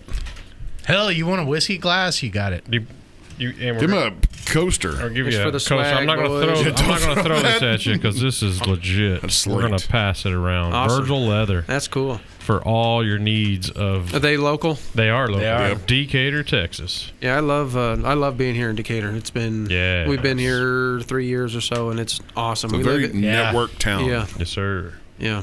Awesome. So, tree shepherds, how do you get a hold of them if you need tree work? Probably just look us up on Google. We got a ton of Google reviews too, if you want to take a look and see what you're getting Tree into. But shepherds. regardless, Yep. whoever you use, check their credentials, see if they're ISA certified. Because with tree work, you really get what you pay for. Admittedly, we're a little bit expensive, but You'll we have know a what, house. we know what you're doing. Yeah, At the end of it. I just saw a video Gotcha. the other day of somebody was falling a big tree. backwards onto the house. House is gone. Yeah, yeah, Like gone. yeah. Awesome. All right. All right. Thanks, All right, guys. thank you. Adios. Yeah. Good night. That's awesome. It feels like you come out of a different world. Yeah, I know, When you come right? off. You've been listening to the Whiskey Bros Around the Table.